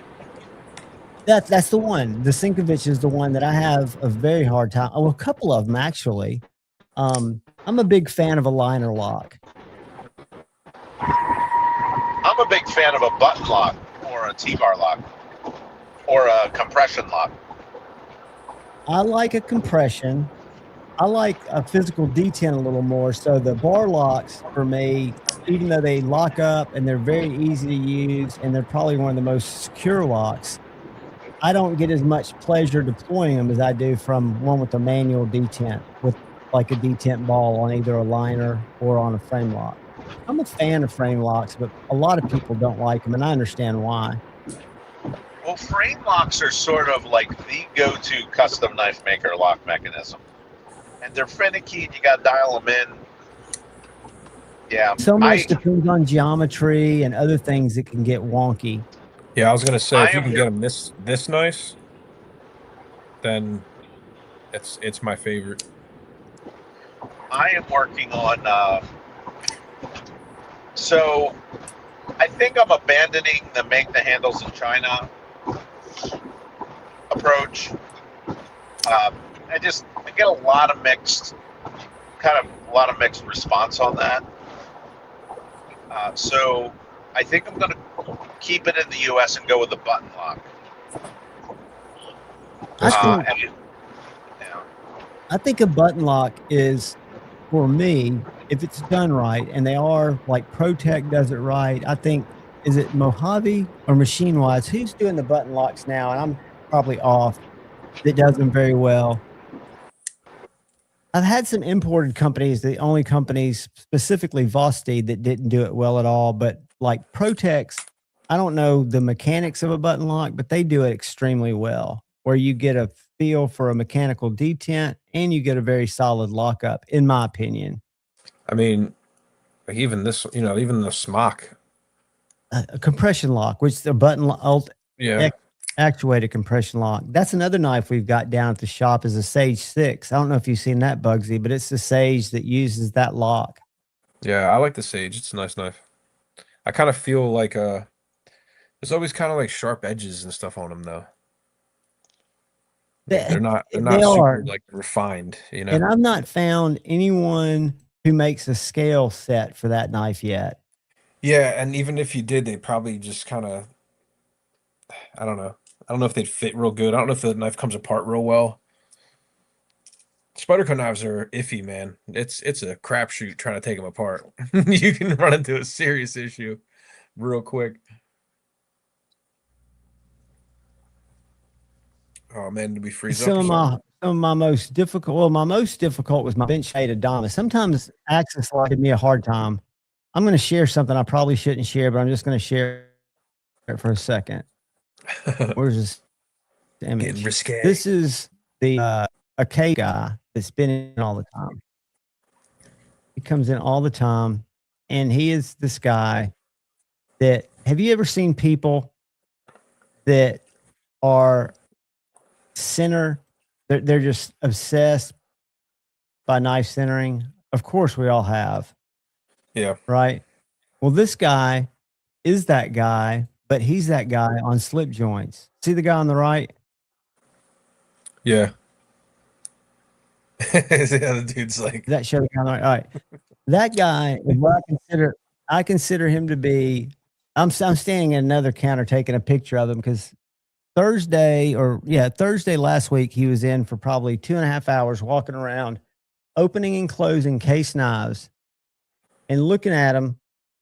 And no case knife's perfectly centered, especially when you're looking at a multi-blade. But he's sitting there and spending hours observing these knives. And he'll call the guy that I had over there was one of the owners, and he'll talk to him about it. And he'll say, it was made that way. Then he came to a knife and he was like, but this ain't a factory grind. And he's like, it absolutely is a factory grind. What's up, Sierra?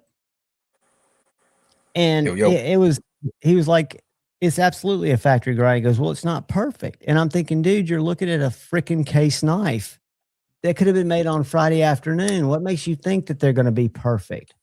And who are you to come in and judge an imperfect product and look for it to be perfect? I mean, the guy just drives me up a wall. But that is the bread and butter of a very successful knife company, a knife store. They sell a lot of modern folders, probably more, but the case customers are so. We have, because of this thing called What's Not, this app that I guess a lot of boomers can use. I'm sure it's boomer blood sports out there because these guys come in and they'll buy 20, 30 knives and go out and sell them on Whatnot.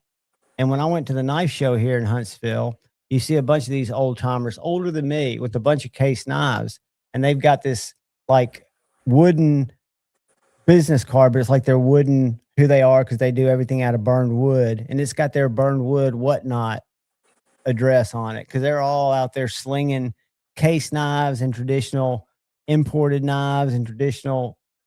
There's so many out there that are collecting, but it's so out of my wheelhouse. I just want to take a second, man. Sierra, man, I appreciate you. B Shady, that's a great price, dude. I'm telling you, I believe the ones we've got down there are over $5. The one I bought is a standard drop point. It was $508. And that was less than I could have, or about the same price I could have got on Blade HQ for. And I have a feeling that this knife will not go down in value like the other ones, just because it's that ZBP. I just think that because it was one of those rarities. And I believe it's going to come out in the lore that they got a judicial wrist slap.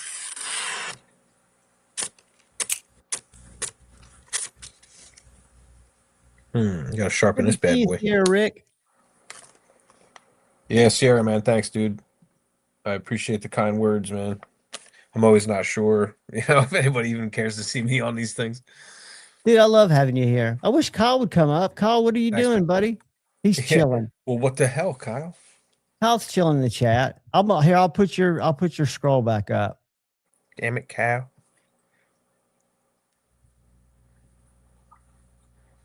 Get Coonley sharp shit. Look at there. I'm shilling for him. Yeah. Where's my Friday night flicks that's got him going? There we go. Cal. There you go. Screw you, Cal. But Kyle did call me out, and he was absolutely right. I've been experimenting because my views suck and my YouTube channel is just stagnant. So I've been leaning in to AI for some thumbnail ideas. I don't like misleading titles. And I realize that that's the game on Insta or on YouTube. And AI likes that game. And I came out with one today, and I got a text from Kyle, and all I think it was a throwing up emoji and well, who the fuck are you emoji, and it was this thumbnail right here. And I apologize for it. I don't know if you can see this one right here. Insane Steel. I want you to see, like, I don't know if I'll be able to pull this thumbnail. Let's see if it'll let me open it and look at it. I don't think it will.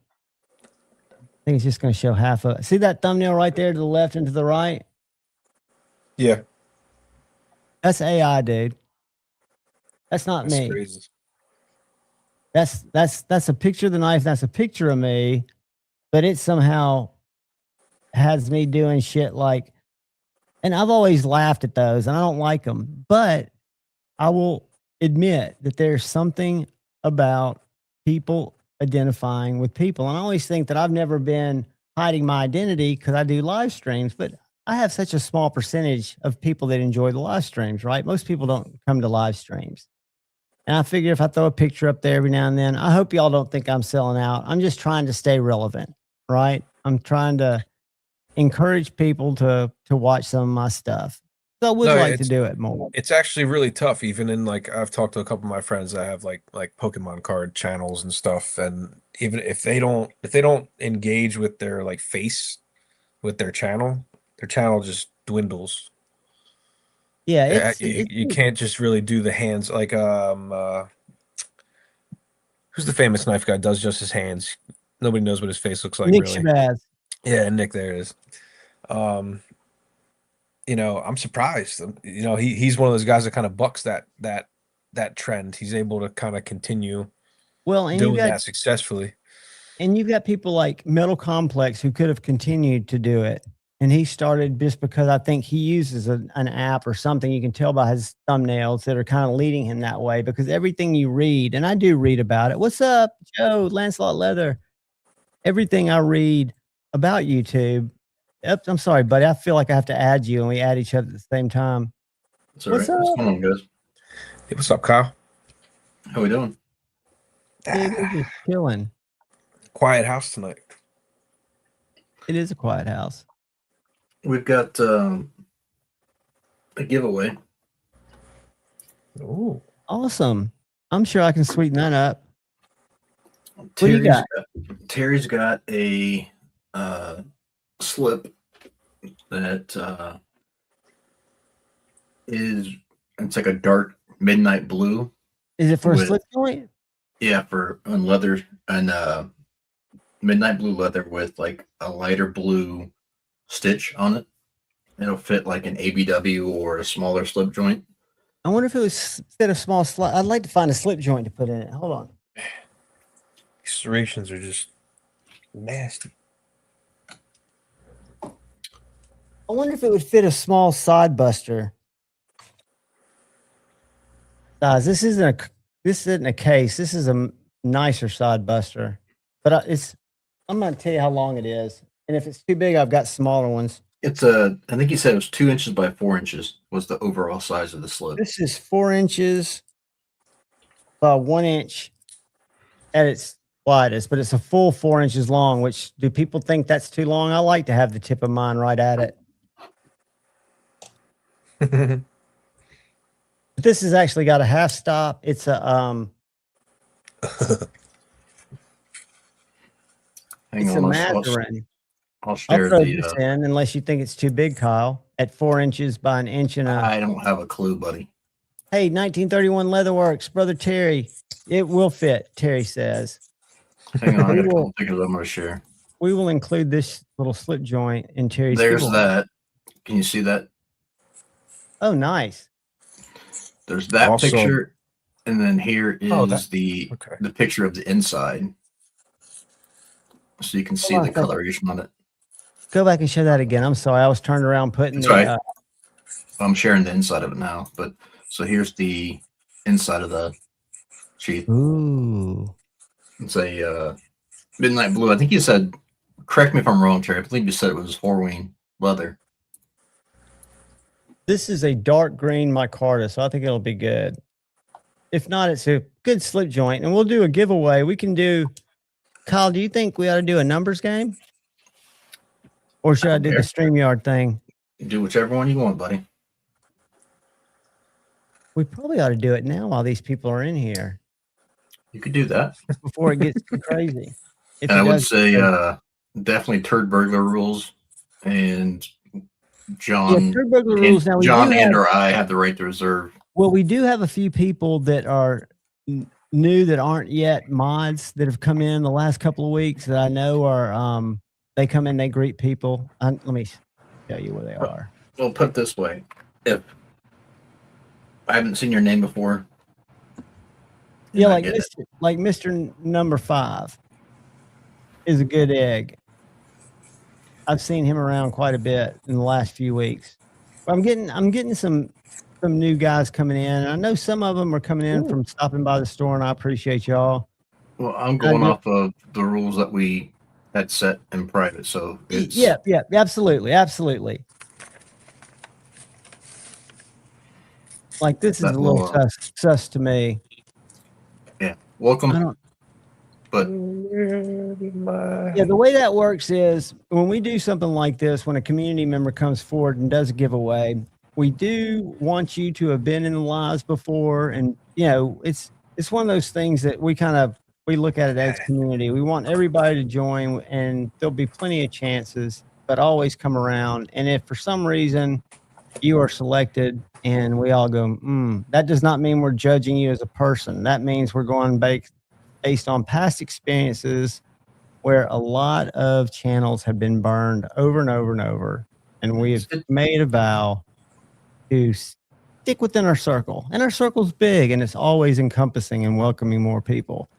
I don't What think I'm you have to gonna go do- through all that. It just I know, but we're giving something away. We give it away, and if we don't know you, we don't want to give it away to you. We're not going to give it to you. It's our choice. it's a simple fact. Let me go to StreamYard here. I think that's going to be the best way to do it. Be shady. I've seen the name before. And the way this is going to work, guys, is I'm going to put something in the chat, and I'm going to pin it in the chat, and it's long. It's not going to be easy. You've got to type it exactly like I type it, and there's a very good chance that I could misspell it. But needless to say, I'm about to put it in the chat. It's a fun game. You got. No, it's going to be an awesome game because what it's going to No, I do is know. I'm going to share the screen. There's no reason that anybody should not get this, right? So what we're going to do is we're going to go for about, you think 5 minutes is good, Kyle? Yeah, that's fine. We'll probably go for 5 minutes. And what we'll do is I'm going to do a real quick. I'm going to make a thing that sits on the screen. Give me a second before I share what we're doing. Y'all talk amongst yourselves while I just make magic happen back here. Do new. And let's go hashtag. That is correct. Right there. Now, All right. Now don't type this shit. Here we go. All right. I'm going to start collecting comments. I'm going to put this word up. Now what you're going to do is you're going to type in the chat this word with the hashtag. One entry only. If you type more than once, it's okay. If you think you typed it wrong, because you'll get only one entry counted. And then we draw. You do have to be in the continental U.S. or have someone that we can mail it to in the continental U.S. I've got a mail in the continental U.S. and I'll mail it to you. You will have to email me your physical address, and you will have to be 18 years or older, or have an 18-year or older parent or guardian reach out to me with an ID, which will not happen, but I have to say that just in case. So, no, it's not. It's not only members. No, it's anyone. It's anyone. The on Sundays I do have a different type of deal. This is the same type of secret word game, but this is a secret word game that anyone can play that's here tonight. We're glad you're here, and thank you, 1931 Leatherworks, for making this possible. And I will throw a slip joint in. It's not members, all caps. Awesome. You're up for it, brother. I see you in here all the time. It's not only members. It's anybody who's in here. Mikey, Bobby, give me a nice. So are giveaways something you guys have to be like real careful about? I do. We don't have to be, but I choose to. I used to do a giveaway on every single live stream, and I don't think I ever had much of an issue with it because I never announced them. But we've had situations where there was a bot network or a Kyle, you probably know more of what it was. Yeah. Kathleen, when you get a second, check the chat. Kathleen and all 6 caps are all over it. Mikey Bobby's on it. Double D Blaze is on it. And we'll let it run for a while, guys. But everybody get in, because like I say, it's super cool slip. And Hey, Terry will probably want to mail the slip directly to you. I doubt he'll want to mail it to me. He and I will get together, and I'll either get him y'all's address or we'll work that out. But yeah, Terry is awesome. And let me tell you something. Terry slips, which you can't see me because I'm up here at the top behind my beacons thing, which is very important if you buy knives.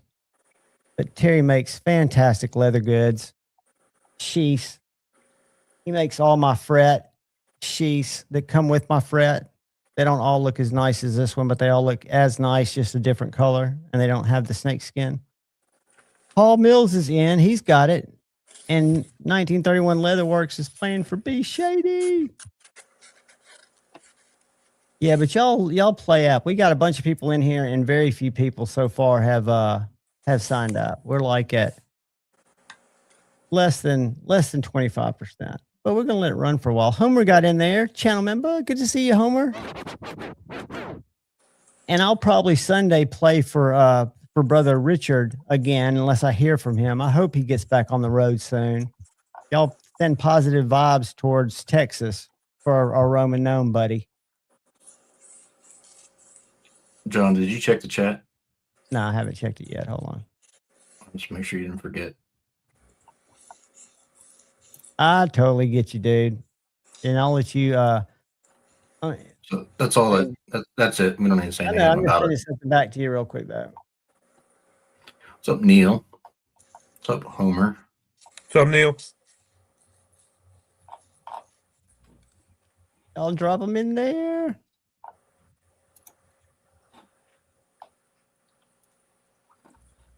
I'll drop them in there. We'll let it go for a little while. I just don't want to let it go indefinitely because people come and go. Yep. And we want to make sure that this is kind of like a little window of opportunity put together by the friends here. By the friends here. But no, but yeah, I was frustrated. I've had a couple of issues. My social experiment is probably going to conclude before too much longer. What are you going to do about getting a hold of knives and stuff? Oh, I'll still get a hold of knives. I mean, I won't leave on bad terms, and they appreciate what I'm able to do for them. I've just got to get, and I'm trying to do some stuff on the consulting side. I've got to do something that brings in more the type of money that I'm used to making. I don't need to make what I made before, but I need to make a lot more than I'm making now. Yeah. And dude, I've been out of executive job for probably 2 years now, just scraping by just on what I was able to do then. And it's just come to a place where I'm like needing to do something. I don't make money on my channel. I need to find a way to, you know, turn it into a way to make a little bit of money. But I think that'll come with just growth over time. Oh, you know, I thought of something the other night. I was watching one of your things on YouTube, and I think you have to like you got to somehow like link more of your like so after they're done watching your video, it jumps right to another one of your videos instead of does like it? no, that's what you got to set it up to do because it jumped from your video by itself to a completely different video. Oh yeah, I don't have it set up to drag them in a loop. But Because yeah, I'll end up listening to them in a loop just because like my phone's in my pocket while I'm working. So that'll get you a lot more views. I mean, that's just me as an example, you know, like because I can't look at my phone and change the video every 5 or 10 minutes. well, But and I a can lot of I it, can a let it lot of it run. is I've got to spend more time making better product, you know, better content. What's up, Crispy? Better content. You know, and I still, it'll always kind of be a hobby for me. But like, there are people that I don't know how they do it, but like, he used to have a different JD for EDC, I think was his name. Maybe that's his name now, but I knew him when he started, but he just hit 100K. And like, I know there are things that are happening with certain like creators now, like this really nice guy. I don't watch a lot of his content, but I know him as chatting with him, Miguel EDC, a Hispanic guy who got laid off last year, who really leaned into his channel. And he's picking up, I don't know, 10,000 subs a month. He just passed 100. So some people are out there really growing. A lot of people aren't. I don't look at it one way or another, but I just know that it's something that I've spent a lot of time doing.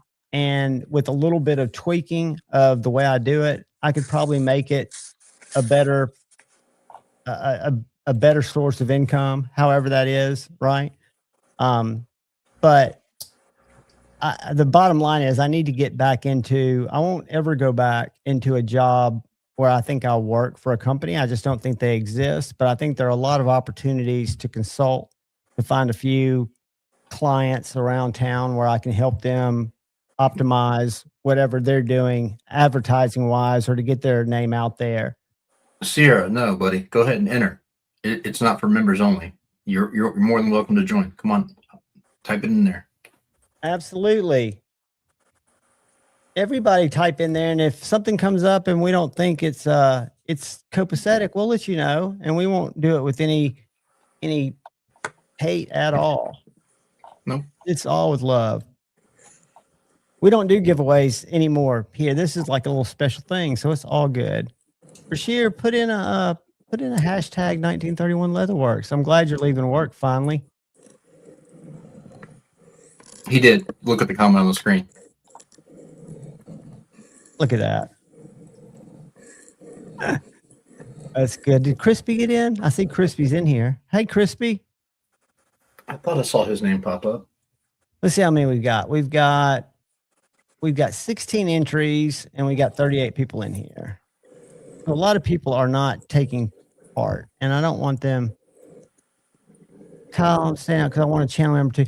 Hey, buddy, Sierra Rick, I want you in, man. I do a giveaway for channel members every Sunday, so you don't feel bad at all. This is and I used to and would if I had more knives, or if I was still working full time, or I was buying budget knives all the time and could do that, I'd still give away knives every Friday. So I want everybody in, not just channel members. I know I can't be a member to anybody's channel right now, so I get it.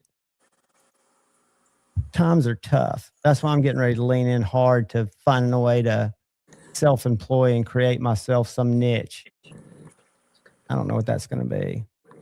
Let's go Guys, I'm only going to give it a few more minutes. I was going to say one more minute right at the hour mark. And we'll I've got 9:59, 19:20. So I'm looking at about 40 seconds, guys. I'm going to count down here in about 10. When it gets close to 10, I'll count down before I spin. And then I'll throw my email address up after we verify.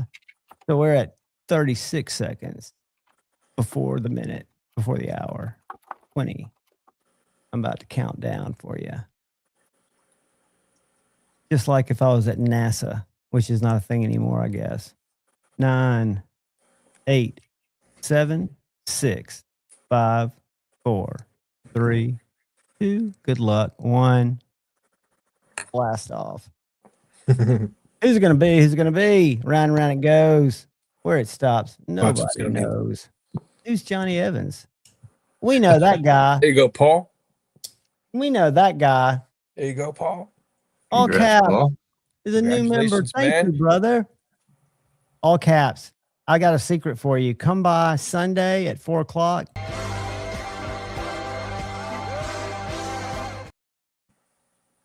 You don't have to be present to win. And we've got about 16 people that come. Your odds are great. Membership, we're killing it right now. So let me do this. Let me throw up my email address. And Paul, Terry's got Paul's info. I know, but I want him because I want to be sending him something too. And I use it so I don't make a mistake on the label. And I can also send him tracking for my package. Gotcha. I just was saying for Terry's part of it. He knows. I got you.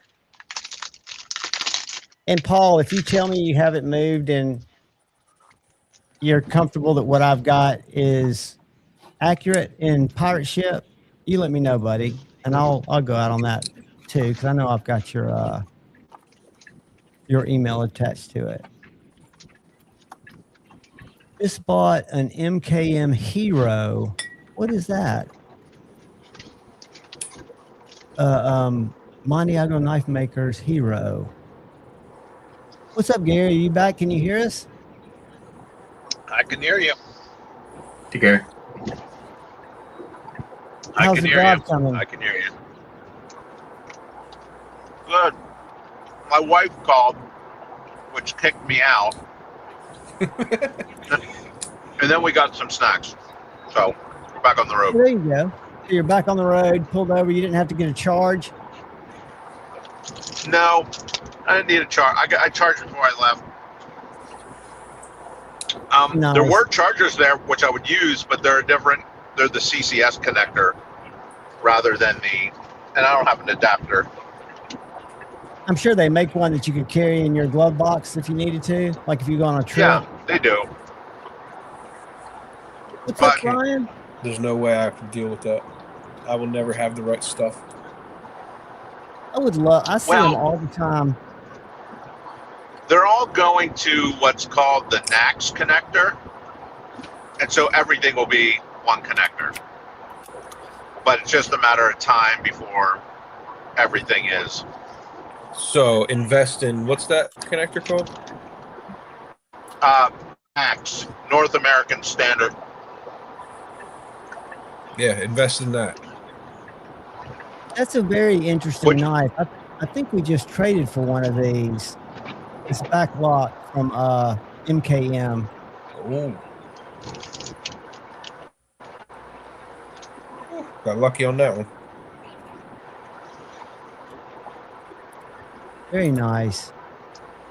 Hey, Ryan, you got a link, buddy. I know you're probably busy, but don't feel left out. I was too busy. Didn't even bother texting me back today. Ooh. Have you been using that much? I haven't really gotten to use it yet. I cut other than just some paper, but I cut a few little veggies and stuff. But I really want to. This is actually going to be more of like a garden knife for me, I think, because it's not flimsy like a chef's knife, you know. I like it. I can actually use it. You know? I was standing out yesterday looking at a Tesla. I guess it was a little small.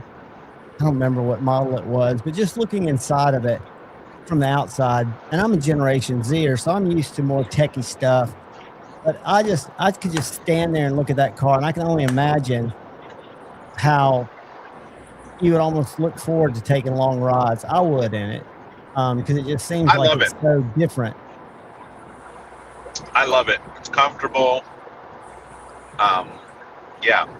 And because it's a Tesla, the charging network is pretty robust. So on a road trip, it's not a problem. And safety's off the chain from what I hear. A They lot are of very safe states, too. Yep. yeah, because they have all kinds of accident avoidance built in, don't they? Yeah. Yeah, that and also how they're built. Yeah, I saw a video. You always see pictures of those fires, but I saw a video of some guys pushing one off a cliff and it didn't even catch on fire. I guess if they're crushed, they can get Yeah. bad. If something protrudes into the battery compartment Johnny and Awesome, shorts dude. one of the batteries. Yeah, my dad's Johnny Evans. And he was born John, but they called him Johnny. So we're both North Alabama John Evanses or Johnny Evanses. Usually Everybody in only New old Jersey ladies gets who an call E me on the Johnny. end. What's that? I said everybody in New Jersey gets E on the end. Doesn't matter what your name is. Nikki, Bobby, everybody. You know? My dad's funny, y'all. Gary. I hate to say it, but he's dealing with late stage dementia, but he still is just as fit as he can be. And unfortunately, he's a retired attorney. So I'll get a call here probably tonight at some point, but he'll call me almost every night about 9 o'clock and he'll be like, hey, I got a problem. I was like, what's up, Dad? He's like, somebody stole my fucking car again. I was like, Dad, you know, we had to take your car about 10 years ago because you can't drive anymore. He goes, well, I've got to get back to my house in Huntsville because I've got a case this week. And at that point, I have to go, Dad, just call me tomorrow and I'll get you back to Huntsville. He's in Huntsville right now. He's at his house. He doesn't have a lake house that he thinks he's at. I think there might be one that we have to find after he passes away because he keeps referring to it and he describes it in quite detail. I've never visited. But he's a hard guy to keep a lid on. He's too active for his own good. And we had him at a place called Serenity Station. It was a memory care facility after he just quit taking his medicine. We found out how diminished his memory was. But when COVID came, my brother and I made the decision to let him come home with help, limited help, me being a lot of that. And he's been able to stay there for going on 7 years, but we might be getting close to that place where he needs to go back and be around where he's getting a little more care and not worrying about stuff. Because I would be kind of panicked if I was sitting in a house thinking I had somewhere to be and didn't have a car. Yeah, a little bit of anxiety for no real reason. But it only happens, but you know, like my brother, who's younger but much smarter than me, tried to explain it is think of it as you're talking to an Etch-a-Sketch, right? You know, after you tell him something and he understands it, you might as well shake the Etch-a-Sketch because he no longer retains any of what you just told him and he just acknowledged he heard. Yeah. But he's a retired attorney, a source of my childhood trauma, and he still has those characteristics of just being able to make you believe that he understands because he's kind of a commander type. That's one of the most inhumane and hilarious things I've heard that in there. Quick. What's that? Me having to take care of my childhood trauma person, or that he is your childhood trauma person? Oh, he is 100%. I mean, he's also. My dad and I did not have a good relationship at all. I mean, we did when I was a little bitty, but he was learning, you know, I don't fault him for it. And I'd forgiven him early in my sobriety. I made amends with him, but it's funny that it's come full circle. And I think this is a way that God's helping me reconnect with him because now when I go up there, like tonight, I had to get his pill machine because I've got to take him fresh meds tomorrow in his little dispenser. But he's so thankful. He's so grateful anytime I do anything for him, where he used to just be an asshole. And he still, you can see the assholes in there. I know it's in there hiding. It's pretty nice, though, that you're getting some positive reactions from him. My grandmother went through a lot of that, and she wasn't herself. She was a saint when she was with it. And then, you know. It's a mysterious illness because it affects everybody so differently. I mean, my dad has been kind of a, you know, I don't know what they'll find out the cause was, but I think he's outlived a lot of what we thought when he was first hospitalized with heart failure because he just quit taking all of his medicine. And, you know, he was the type of guy who was such a control freak that he had everyone thinking he was fine because he just duck out of situations when he started losing it. It was his broker. One of his brokers reached out to me and said, I can't trade with your dad anymore, and told me why, that he was trying to bring his retirement check down there and deposit it a couple of times, and he thought it was odd behavior. And he would even fool his doctor, because my dad is just, he's not going to admit it. And they say that he is not necessarily being dishonest. He doesn't know that's what he's dealing with. Yeah, it's tough. It is in my line of work, I see people live and die, and I would say that the dementia Alzheimer's path to passing is one of the more difficult ones, especially for those around. Right. I can remember early, and this was when I was still in school, so I don't know if they'd even diagnosed it, but they were talking about aging. It was a class I took, and that dementia, or whatever they called it back in the late 80s, was maybe a way for the brain to accept what it was transitioning to, that it was almost a blessing for the people that were dealing with it, but for everybody else, just a huge burden. I don't understand how that can be, but I guess if, like, my dad has a lot of memories from, I think, when I was a kid, he'll talk about stuff very vividly that he's never talked about before. And it could be imaginary I think stuff. the word they used back in those days was senility. Senility. That is the word they used. Yeah. Yeah, I hear they're doing a lot of good work with, like, even just like, they put a lot of people on, if they have heart issues, they put them on low cholesterol diets and low salt diets. Just reversing those two things, because the brain is made out of, like, mostly cholesterol. When you have a super low cholesterol diet, you're reducing your brain. You need to, your body needs stuff to replenish all those cells that are constantly changing out. And if you're just never giving it the stuff it needs to replace the brain cells that it's trying to, everything kind of sheds and rebuilds. If you're not giving it what it needs, and salt's a big deal. Low sodium diet is dangerous. I'll tell you something that you hear about, but I've never thought of. And I watched a lot of TED Talks early on to this journey where I was just trying to learn some things.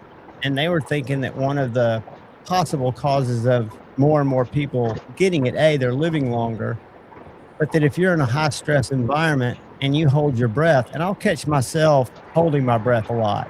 And they always talk about with yoga and stuff, deep breathing, pay attention to your breathing. But if you get into a pattern of stressful holding your breath, that you're slowly depleting your brain of oxygen, and over a lifetime, it can have an effect of things that develop in your brain. Now, again, that's just one possible solution, but it's something that I catch myself doing. I'll be holding my breath for no reason, and it has something to do with thinking about something or something. Yeah, any of my apprentices that I bring onto the sites with me or doing stuff, I'll constantly remind them, like, keep breathing. I'll just say it like that, nice and soft, because it'll just, that little voice will pop into your head when you're doing stuff by yourself. When you do a lot of, like, bending over at the edge of something, because we have to do, every 3 feet at the maximum, we have to do clips to support everything.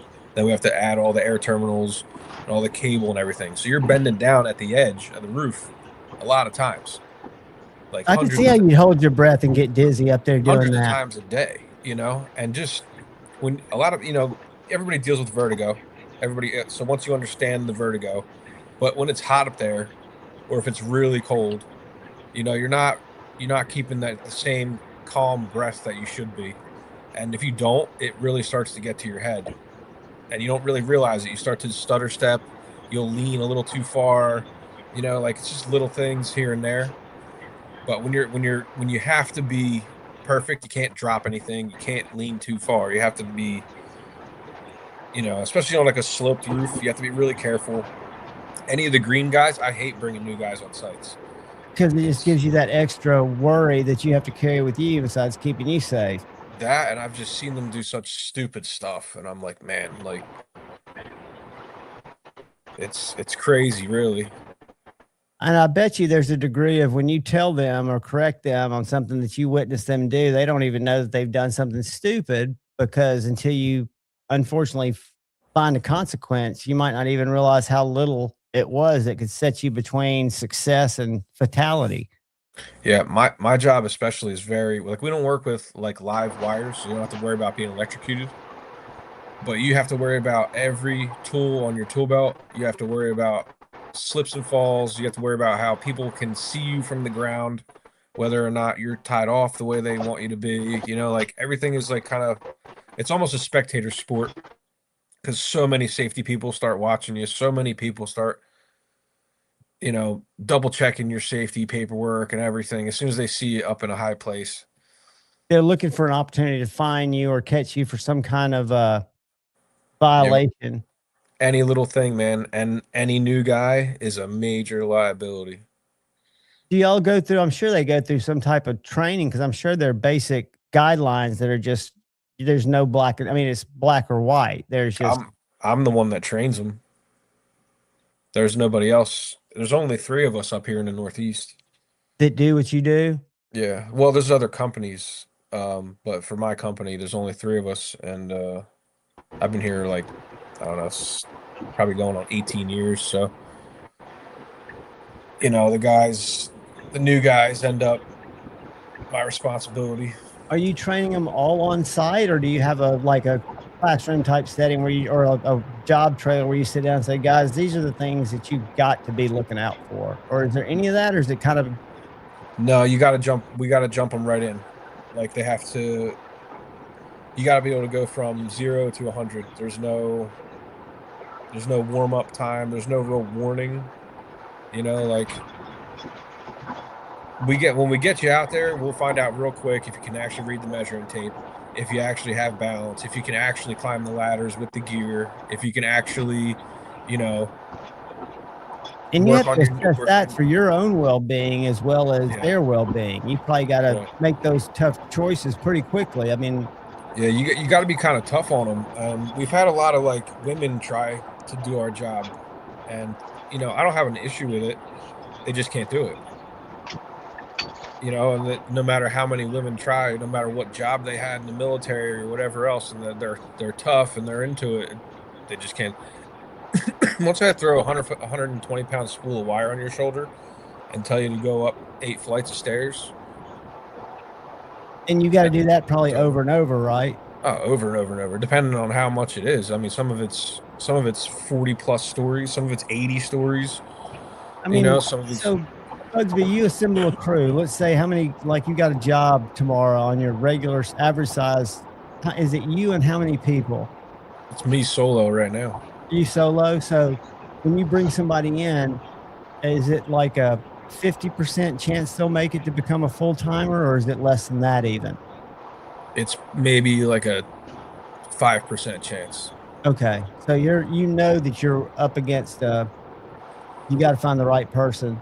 Yeah, and you can't like beat them up too bad because like even if they are good and they can learn, they'll get real discouraged really, really quick. Because there's a whole lot of hurry up and wait, and you do a whole lot of hard work, and then you're just sitting and waiting.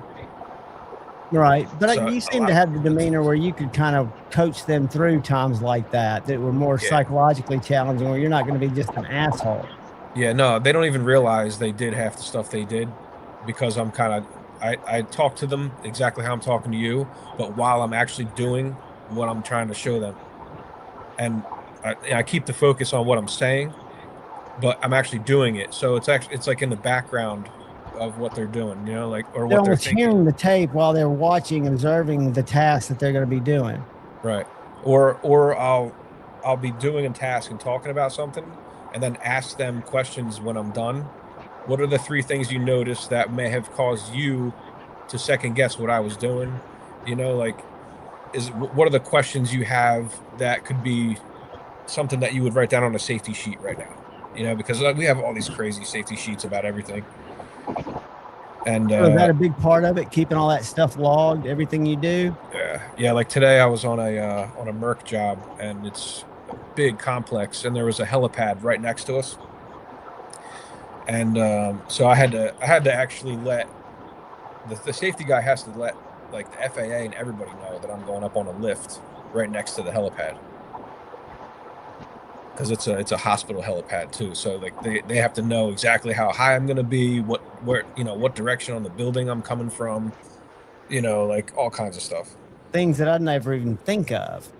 Things that I don't really think of usually, and it's like, it feels like overkill. Like if I were to bring a new guy on that site, the first 2 hours of the day, they're going to be sitting there doing nothing. And that kills most guys, because a lot of guys that want to get there, they want to do something, they want to prove themselves. The best thing you could do right now is go crack open the code book and just sit there and chill out and just learn and watch everybody moving around the job sites and just move that way. You'd be surprised how people they stick out like a sore thumb, and then they do stupid shit, like 1, 2, 3 right in a row, and then you're off the site.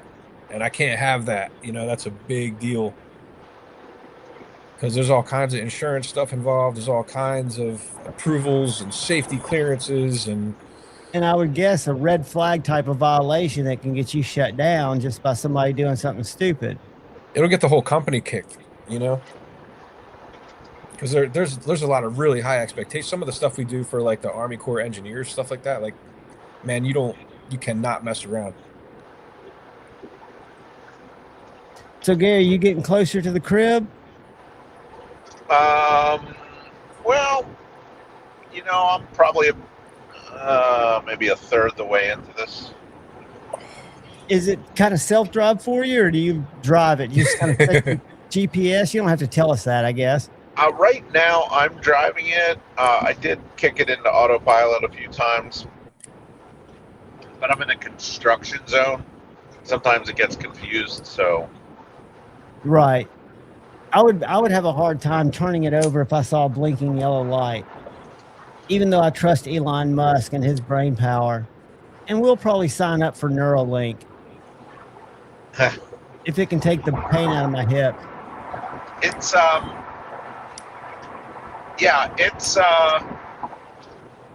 it's pretty cool. It is an easy car to travel with.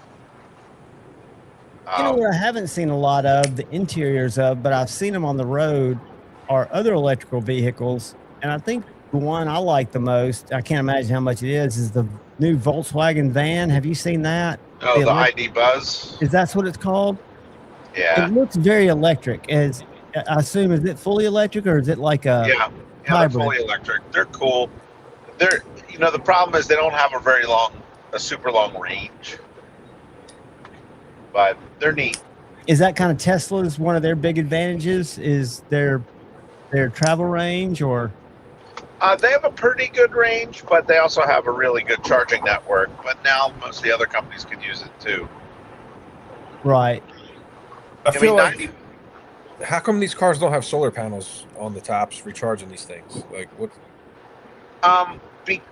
That a solar panel on an electric car would be like peeing in the ocean to make the tide rise. That's like a trickle charge.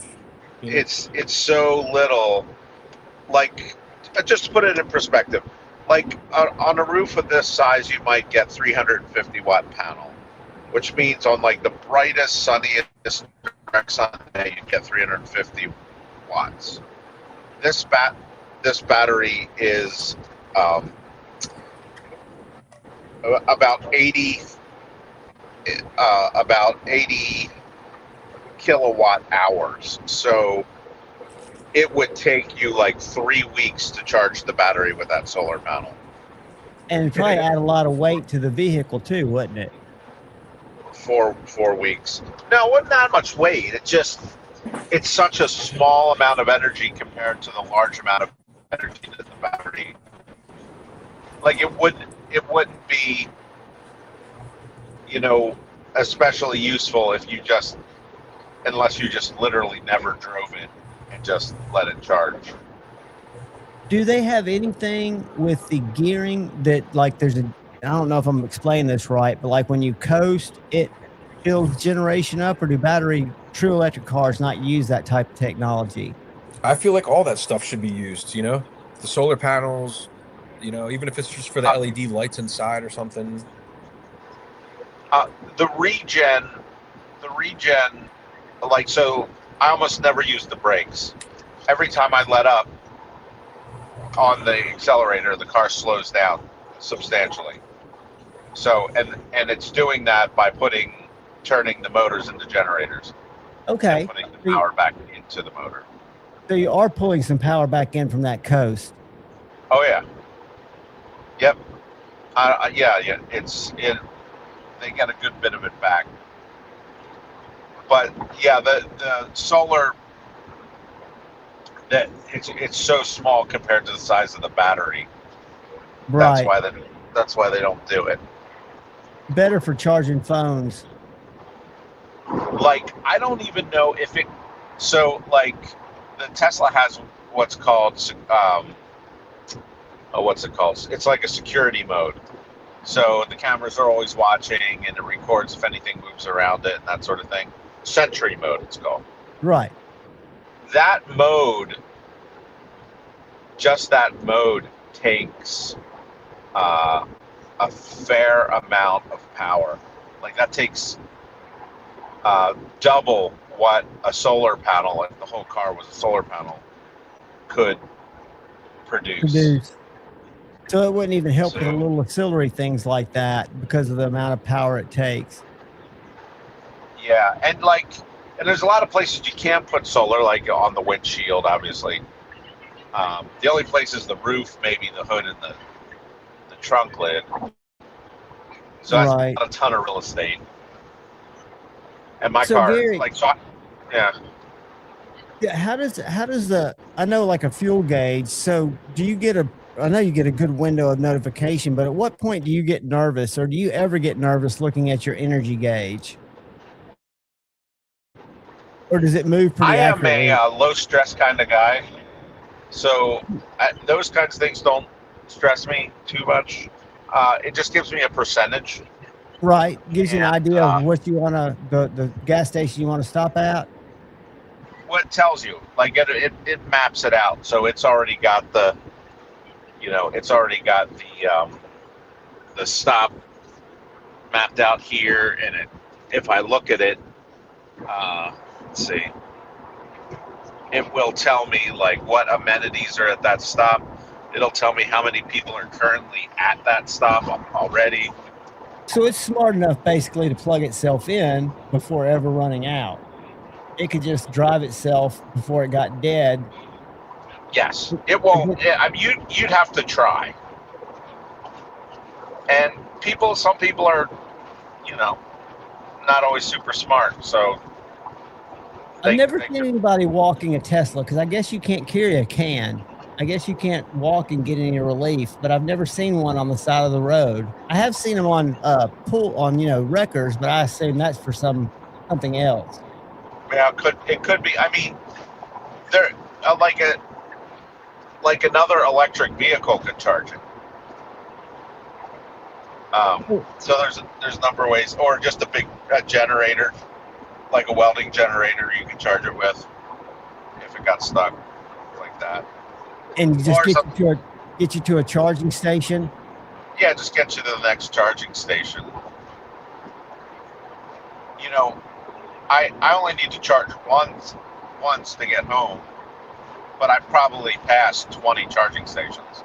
So you've had plenty of opportunity. It's just you haven't needed to. So there's no need to even consider it unless you're hungry or thirsty. Exactly. It's a non-issue that people make a lot to do about. And the only time I actually use public chargers is when I'm on a road trip like this. Because most of the time you just dock it when you get home, right? It just kind of... Yeah. 300 miles of range. You don't normally drive 300 miles in a day. No. Unless, like you say, it's a road trip that you planned for. Very cool. Although, at the moment it's working out. If gas was like $2.75, like it was for a while, I might have taken the truck. But for this, I just took the The electric on the road is like triple what it is at your house, though. So say that again.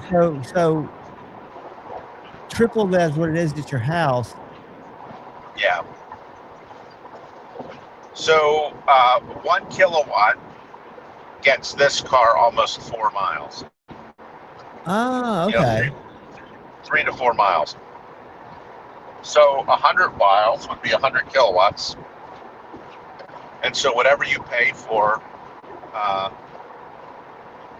no, 100 miles isn't 100 kilowatts.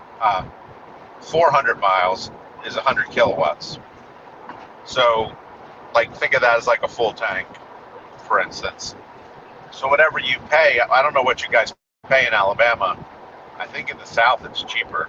About $3. It's right under $3, like a penny or two under $3 today per gallon. No, you're electric. Do you know what you pay for your electric bill? Yeah. Like, what's a kilowatt delivered? I'd have to look at my bill. It's too much, but I want like, so if you look at your regular bill, what increase have you noticed just to keep your car charged? Can you tell a monthly increase of what that current going into your car is? I'm sure it's cheaper than gas. Yeah, it's well, at home it's much cheaper than gas. You get it. The car will tell you. The car will tell you how many kilowatts it used charging at home. Ah, and you can actually get it down to the penny looking at your bill. Yeah, I could get it down to the penny. Yep. That is so cool. How long have you had it, Gary? 2.5 years. Are you going on 3? Do you still discover stuff with software updates? Is it one of those things that you uncover stuff still, or you pretty much got it figured out? I pretty much know it in and out now. There's a learning curve, though. Like anything, there's a learning curve. We've been driving gas cars for 100 years, you know, like, so everybody knows everything about it. Right. You're probably one of the people like me that can drive a stick. I can drive a stick. My first 5 vehicles were sticks. My first one was. But automatics have gotten so good now. Like, back in the day, they were terrible. You know, like 3-speed automatic in a Chevy Chevette. Sluggish, that would be yeah. That'd be like. Brrr. That's a fact. But yeah, they have gotten so much better. Yeah, the cars have a lot more power now, and the transmissions are better, so it's less of a thing. But back in the day, you know, like if you got a car with an automatic that was like, you know, an 80 horsepower car, it felt a lot better to drive that same car with a stick. Absolutely. Those low gears were your friends moving through traffic. Yeah. And they always, you know, the automatics of the cheap cars always had like the least possible number of gears. Oh yeah, absolutely. And getting out in traffic was always a hair raiser on the 4 cylinders, which is what I drove growing up. Yeah, I had a 1980 Subaru for a while. Then I had a Pontiac Le Mans, but not like the big V8 Pontiac Le Mans, but the Daewoo. Oh yeah. Made in Korea Pontiac Le Mans. With the little back window. Yeah, that thing was awesome. I drove that all through college. I got like 42 miles a gallon. Yeah, that was a cool little car. Mine was a 1982 Honda Accord with about 80,000 miles on it when I got it. And I think I put 190 on it and drove it to Colorado and back twice. Yeah, it was a good car. It was a good little car. But they've changed so much now. I mean, it's just insane. Even the gas motors. I got my son a 2014 Camry with 175,000 miles on it for going back and forth to college. We'll see how that goes. I bet you it goes just fine. A Camry should run just fine. And the other thing about Camrys is the repair costs aren't through the roof.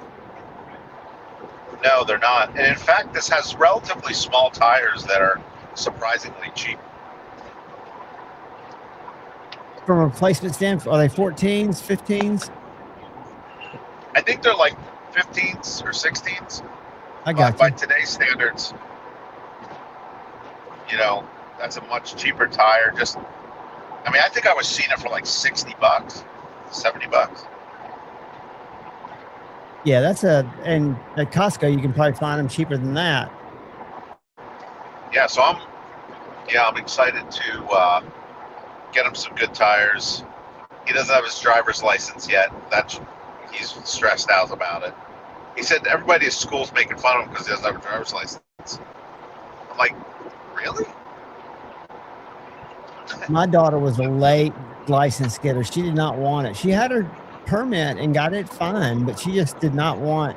I kind of respect her for it, but she went a year without driving when she could have. Well, the insurance policy that I had, by putting my son on my insurance policy, was going to increase my insurance by $4,000 a year. That's amazing. It should be illegal. It is, because I mean, insurance is the biggest scam in the world. It's ridiculous. They should have to give you back like 90% of it at the end of the year if you didn't use it. Like, I don't understand how you just give them money forever if you do like nothing. Vegas, baby. It's playing the odds. It's not even the odds. It's like, how many times have you needed it? Yeah, I think that's an area that could use some reform. Yeah. Said like a gentleman. Yeah, no doubt. No doubt. Bugsy, what are you doing all weekend? You working, or are you off on the weekends? No, I'm off. They won't pay me on weekends. They got to pay me big time if I go working on weekends. I got you. Yeah, they got me like $100 an hour if they got me on the weekend, so they're not doing that. You welcome it, but they're not going to have anything that's that pressing. No, even if I mean, I've been to some stuff like somebody's been struck and it's like a big customer or something, and I've been out to like those jobs, but it's like emergency, and it's like, you know, they're already paying hourly for me to be there, so. And it's very rare that it happens. Yeah, no, it's not common. Because usually there's nothing I can do. You know, maybe I can make a repair or something, but like I can't do it in a storm, so I can't do it. You know, like if it's right away, I can't really do much for you. And what, like when lightning strikes one of those, I'm sure the protection's gone, but doesn't the initial strike get neutralized by what it hits? Yeah, I mean, typically the system can be struck infinitely, and if it's done right, it's not going to have an issue. So when it happens, you just have to go out and replace the area that's been hit. Well, like sometimes it'll be like an old system, and it won't be done right, or because lightning's funny, it does kind of what it wants. Like we kind of have an idea, like the best idea possible of how to protect something from it. But if there's something nearby that the lightning just so happens to like a little bit better, it reaches out and touches it. And anytime it does, like if it reaches from cable that it's traveling through to another object, that's where you have a lot of heat transferred. Because it'll all that energy, it uses a lot of energy to reach out and grab that other thing. Essentially arcing? Yeah, it'll arc, and the arc is like, you know, the surface of the sun temperatures. So that's where you get like fires. Like when it jumps from our cable, it can jump like through a chimney or something, or it can jump through to like a wellhead off of the structure to a wellhead, or, you know, if there's just something else, like a steel column. Some houses you don't really know, but they'll have like a steel column running somewhere in the basement. And if an old system or somebody just didn't do it right, they didn't come over and bond that steel, sometimes it'll jump from that steel right to your electrical system and then right into everything in the house. And just blow it. Everything. And that's actually called a surge. And that's like, I wouldn't say every house needs lightning protection, but every house should have surge protection. Right. because the strike itself's not necessarily something you're going to worry about. It's kind of a rare thing. It's going to do a lot of damage. Usually it'll hit a tree or a wellhead or something like that and then surge into your house. It doesn't usually just strike the hell out of your house. I've had some houses that have been struck like multiple times, and come to find out they just have a lot of like ore in the ground. There's a lot of iron ore or something, specific. Yeah, that the lightning just likes that area. And that whole lightning doesn't strike twice the same place is absolutely false. It'll strike wherever it wants, whenever it wants, however many times it wants. That's just wild, man. Yeah. What gauge cable are these cables? It's like 2-aught and 4-aught. But what makes lightning cable different than regular like grounding cable or even electrical cable that Ryan uses for a lot of his stuff is the weave. So the weave is a lot different. To carry voltage over a further distance, they made like a fancy weave for lightning protection.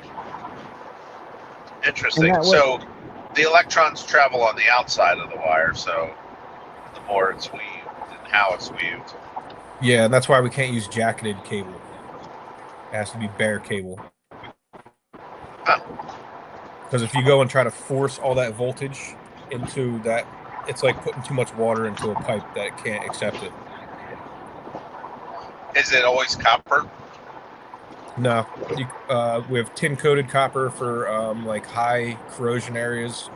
We use aluminum for anything that's aluminum because you can't. It's called galvanic corrosion. So if you put two dissimilar metals together, they will automatically create, galvanic corrosion, and you'll have like all kinds of staining, and they'll rot each other just from being in contact. Okay. Like if you have aluminum touching copper and it gets wet, they'll eat each other. And that's just the chemical or the materials or the elements reacting to each other, right? And yeah, it's the same reason why like metal fillings are bad, because they mix a bunch of different metals together to make those fillings.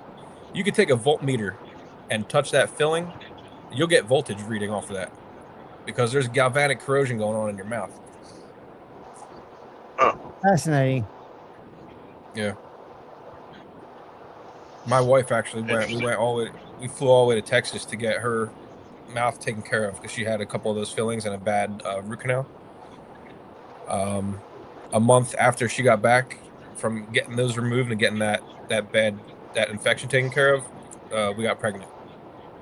You told me about that. That's amazing, dude. I mean, yeah.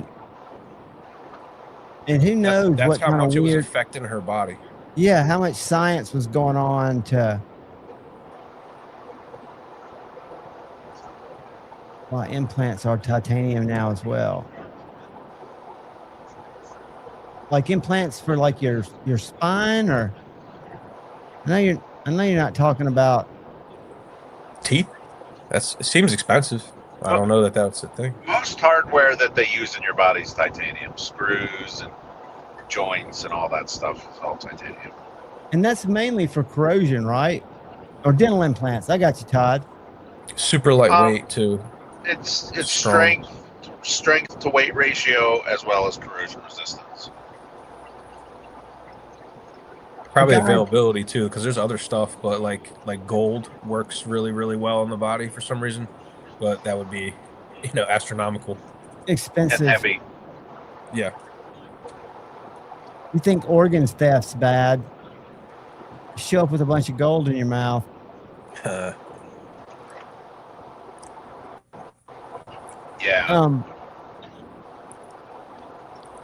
Gary, you have a motorcycle? I have a scooter right now, but I've had a lot of motorcycles over the years. You seem like you might ride to me. Yeah. Yep. I had a Honda ST 1300. I had a BMW 1200 RS. I had a. How was that? Honda Magna. That was, it was made for somebody about 6 inches taller than me. Yeah. That's they do set the ground BMWs are very top heavy. Yeah, they're just great though. My friend had an I did 800 like GS. it. I loved riding that thing. I got a BMW now, but it's the S1000 RR, so it's not the typical BMW. I was riding the Yeah. pig trail in Arkansas and went off the shoulder just a little bit, enough for my back wheel to lose a little bit of traction. And I got that little sideways scoop, and I rode 40 miles home, and I did not ride again. I was done, man. Yeah. I sold the bike. It was after riding for about 3 years. I was like, I don't want to go down that way because I've fallen off skateboards, Yeah. going 40, 50 miles per hour too many times. And I don't want to fall off a motorcycle going 60. Yeah, it definitely can sketch you out. Off an Get a little- embankment. And the pig trail in Arkansas is going through. I forget what mountains are there in Arkansas, but it was a switchback that I misjudged and went a little deep into the turn. And just that little bit of soft shoulder was enough to make me go, woo, I lost gravity there. That sucked. Yeah. Yeah, you definitely got to watch, man. And like, I suggest everybody take, like, we're required in New Jersey. Well, I don't actually think you're required to, but I would make it a requirement to take the safety course.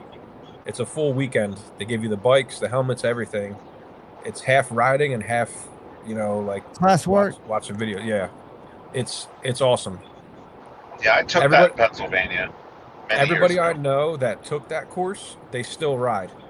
Everybody I know that didn't take it and they skipped out and didn't spend like the $200 or whatever to do it, they've all crashed out. They don't ride anymore. They don't like it. They're scared of it. I think really there's such a learning curve that people don't realize when it comes to riding a bike in traffic on the road. It's a totally different story. It is. My father-in-law, who gave me my first bike, told me, he goes, you got to think of it this way. You're invisible to 80% of the people in cars. The other 20% are trying to kill you, and you don't know which are which. Yeah. Feels like that. I had a lady turn in front of me at the Home Depot parking lot. The only time I laid it over, she just didn't see me. I'm just luckily just slowly petering out of the parking lot. And I mean, she just cuts right in front of me, and I would have hit her car if I didn't slam my front brake on, and it just made me go over sideways. But I kept riding after that. But something about that back tire getting squirrely at about 35 when I slowed down to was a little much. Yeah, man. A surprise high side will change your perspective on life. Yeah, it will. Real quick. I mean, yeah, they're dangerous. There's just no way around it. It's a dangerous activity. I enjoyed it. I rode a lot when I was young. And maybe when the boys are older, do some cruising. I think I'm in the Goldwing territory now. Yeah, you might be. What seems awesome to me? What are those little 3-wheel things that has a single wheel in the back? Sidewinders? Yeah. I think those things are too cool. Slingshot. Yeah, slingshot. Yeah. I think those things just are too cool looking. They're cool. But man, they're a little pricey for what they are. Oh, they're I was gonna say they? They're like, well, this was a while ago. They're probably $35,000 now. Yeah. Right. You can buy a nice little car for that. It's kind of hard to justify. What I think my toy vehicle is going to be to replace, like my one business partner, he wants to ride to California and all this. I'm like, dude, it is not going to be fun. But what I want to do is get Mustang GTs and take those on a road trip, like older ones. Yeah, that's cool. That's gonna be pricey as hell though. You can get like a $20,000 GT. The thing is, you could do that, ride it, do your thing, and then sell it for probably not too different than what you paid. Yeah, see, I always worry about those things, though, like stuff like that, like not lasting, having issues with it. Well, like mid trip. You can wrench on. It's all part of the fun. Yeah, could be. I'm pretty mechanically inclined. So, like, I put a I replaced the head in a parking lot on that Pontiac Le Mans. I went to the junkyard and went back to where it broke down and put a new head on it. Well, that's Nice. impressive, Gary. That's cool. The cam snapped in half, which caused it not to run. At all. It causes a seize up, I'd imagine. This could be an issue. I diagnosed the problem. That's funny. Yeah. How So, long did it take you to fix it? 4 or 5 hours. Oh, so you were able to do it within a day. Yeah. Put a new timing belt on. It was a relatively, as replacing heads go, this was a relatively easy one. Still got to take the intake off. Got to take the exhaust manifold off. Some And you other. don't have the ultimate working conditions. No. This was. I think it might even been in the winter. I was home for a break from college, and so I needed it. I needed it running. So That's absolutely right, Todd. Big vehicle with visibility and an unlimited gas budget. Yeah, you know what I like about the bike though? My bike is so fast, and the brakes are incredible, and the traction control is so good. I don't have to worry about a lot of that stuff. I can be right where I want to be, whenever I want to be there. There's nobody's quicker. If I want to hit a gap, if I want to be in a specific area, you only need like this much space, for a half a second. How long have you been riding? Since I was little, man, like 12. So you use power kind of as a advantage. On that bike, yeah. The computers on the bike are so well tuned that it's almost like it has this weird like ESP. It feel like the computer kind of figures out how you ride, and like the traction, like I said, the traction control by itself is incredible. Like how you said you had that little bit of wheel kick. Mm-hmm. That doesn't exist on my bike, and it doesn't matter how hard I'm pinning it. Doesn't matter how hard I'm leaning or pinning or whatever. The bike just automatically adjusts it. I don't even feel it. It's amazing. And what kind of bike is it? BMW? BMW S1000 RR. You can look up Isle of Man TT race S1000 RR and watch those guys. Is that a inline 4? I think it's a V4. Oh, V4. I believe. Okay. Let's see what it says here. I forget though. I'm not. I could be confusing that with the 998 Ducati. cc transversive inline 4-cylinder engine, redlined at 14.2, top speed 226 miles per hour. Is that the one that competed in the 2009 Superbike World Championship? Yeah. It's now in commercial production. Yeah. That one's all carbon fiber though. It's so nice. Huh. That's what I call a crotch rocket. See, I was always scared of those. Yeah, this is an ultimate crotch rocket for sure. The 1200 RS was kind of like a big crotch rocket. The 1200 RS is a monster. I love that thing. Is that one of the ones that's kind of like on-road, off-road, or is that not? Yeah. No, this is like a touring touring bike. Yeah, I mean, I've seen guys taking them like out in the deserts and shit too. They had the big saddlebags on, the big hard bags usually, or not? Yes. Okay. It's the RS, not the LT. The Or LT is like the gold ring style. The GS is the the horizontally opposed. This was an inline 4. It was fast. One time I was in Romania and I was renting a car, and the guy's like, "This car, very good power, 100 horsepower, very powerful." And I looked at it. I said, "My motorcycle has 30 more horsepower than that." We're from America, man. We do What are you horsepower. talking about? The 1200 RS, did you say, Gary? Yeah. Yes. Oh yeah, that's a good looking bike. I've seen those before. Yeah, I like that bike. That was fun. Yeah, you can put on videos of the TT races on your channel, and people will just watch that mesmerized. I've been seeing a lot of those AI channels that do like news. A lot of them do different war correspondence and stuff, and it's all AI. Yeah, it's kind of annoying too, because I It's know very annoying. I would think, because they talk about AI being the next thing in content. I don't want to watch AI. I don't have any desire to watch a non-human element of content. Really, I don't think. Maybe I will. The second I hear an AI voice on a video, I turn it off. Me too. And you can, isn't there something like innate in humans that don't like things that look too much like human? Like, isn't that why they do all the anime girls have like the oversized eyes to make them look a little less human? and maybe I'm not sure. I think psychologically there's something in humans that we don't like something that is too close to looking like a human but isn't a human. Like it's almost like a natural thing, like being afraid of spiders.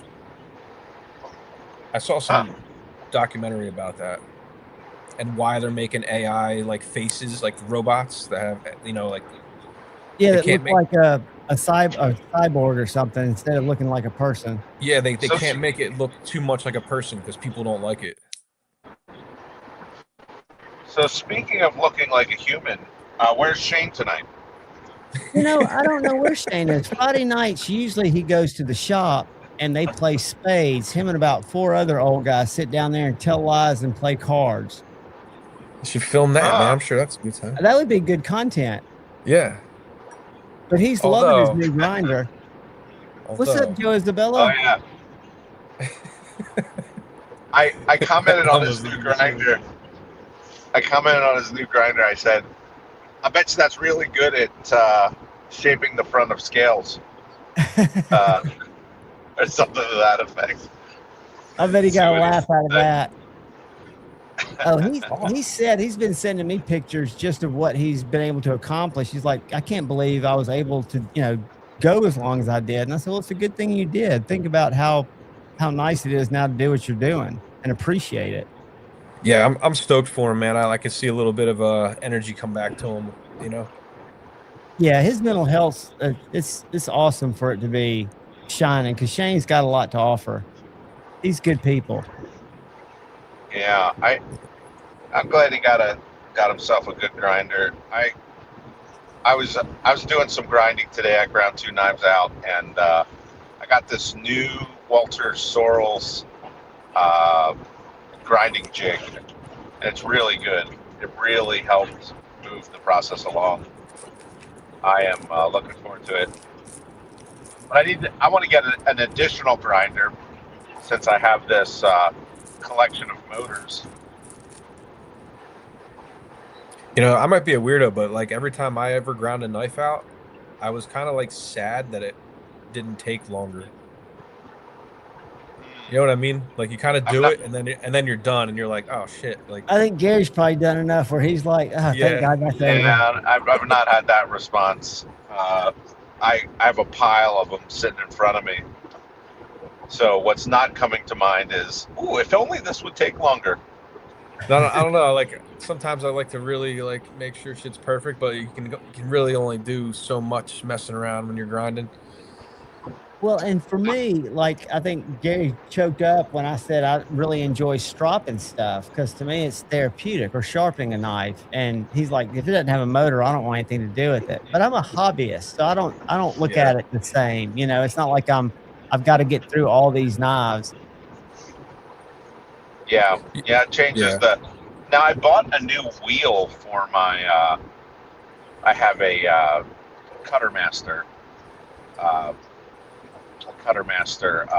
Sharp, but it's like a Tormek, but it's more industrial.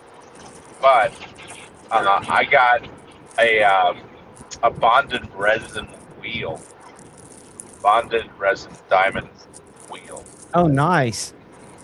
So that's interesting. It's on the slow boat from China, I think. But that's a forever wheel, isn't it? theoretically. Yeah, I mean, if it's, I would think you could use that thing forever. You know, you need to dress it every once in a while with like an Agira. But you know, I run through these plated ones relatively quickly. I mean, relatively quickly, but they'll tell you they're forever, but I can tell you they are not. Well, and you're grinding some tough stuff to grind. Yeah, I'm grinding challenging steel, and I'm grinding a lot of it. So most guys don't sit down and sharpen 20 knives, 30 knives, 50 knives, whatever. Right. We Shane and I thought we were going to be smart. And last year at Blade Show, Ryan Ellis, if he's still in the chat, he can speak to it. But we had 14 of Shane's knives in K390 and one set of TS Prof diamond plates, not even the embedded diamonds. And I want to say we got through 6 knives, and they were done. I mean, that was foolishness, thinking that we could do more. So is Shane going to Blade? He is. He'll be there.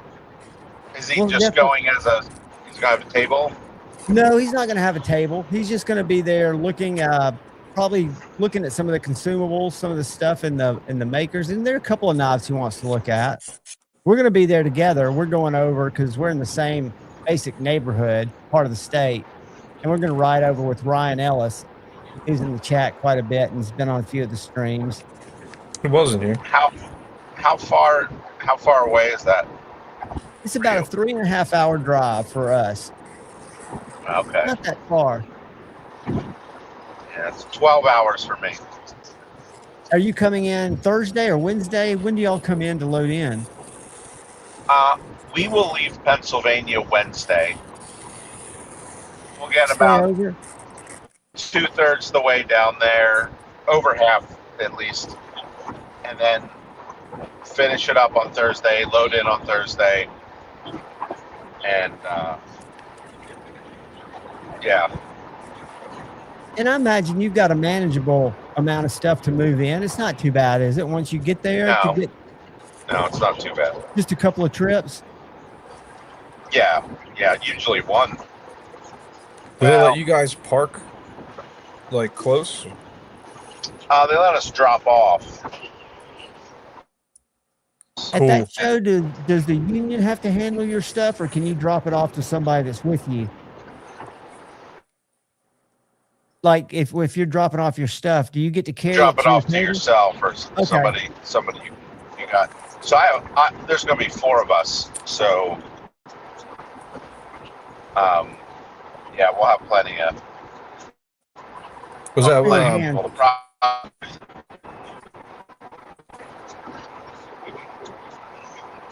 What's that? Was that guy's name Paul that was at your table? Was you bringing him too? Paul, yeah, Paul's one of the guys. Doug is another one. He was also there. He was at the table behind us. He had his own table. And then my older son, Everett, will be there. My younger son was at Lehigh. Smart. Yeah, they were scheming something up. I was paying attention to them. What's that? I was just saying, does your younger son enjoy it too? Oh, yeah. His latest thing is I got him a 3D printer for Christmas, so he prints out 3D knives and tries to sell them at the show. Very cool. And how old of a young man's he? He's 12. 12, okay. Yep, and the other one's 18. Soon to Very be 19. cool.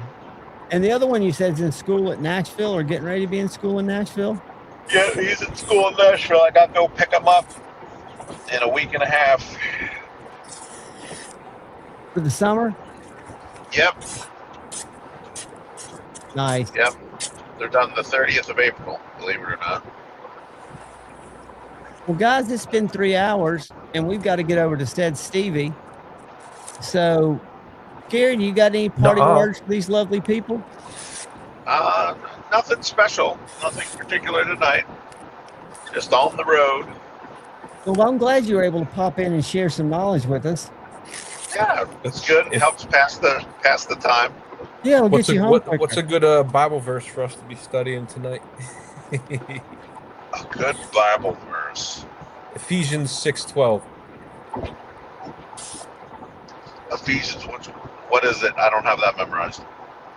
That one is we wrestle against flesh and blood, but yeah. Yes, powers and principalities. Yes. We're coming, Todd. I got an old Bible from the 60s that I'm looking through. Interesting. It's probably King James from the 60s. Yeah, I forget. No, it wasn't a King James. It was something else because it's Revised Standard. It's like an old Catholic Bible. I forget what it is. Oh yeah, the Catholic has they have their own name for their translation. There's a whole bunch of stuff. I'm looking for Jubilees and Enoch. Oh, apocryphal books. Yeah. I'm all about that eschatology. End times. Yeah. Interesting. Yeah. For another time, though, Javon. All right, guys. I love y'all. Y'all have a great night. I will see y'all soon, and we'll rally up Tuesday night. Peace, all right. Peace, man.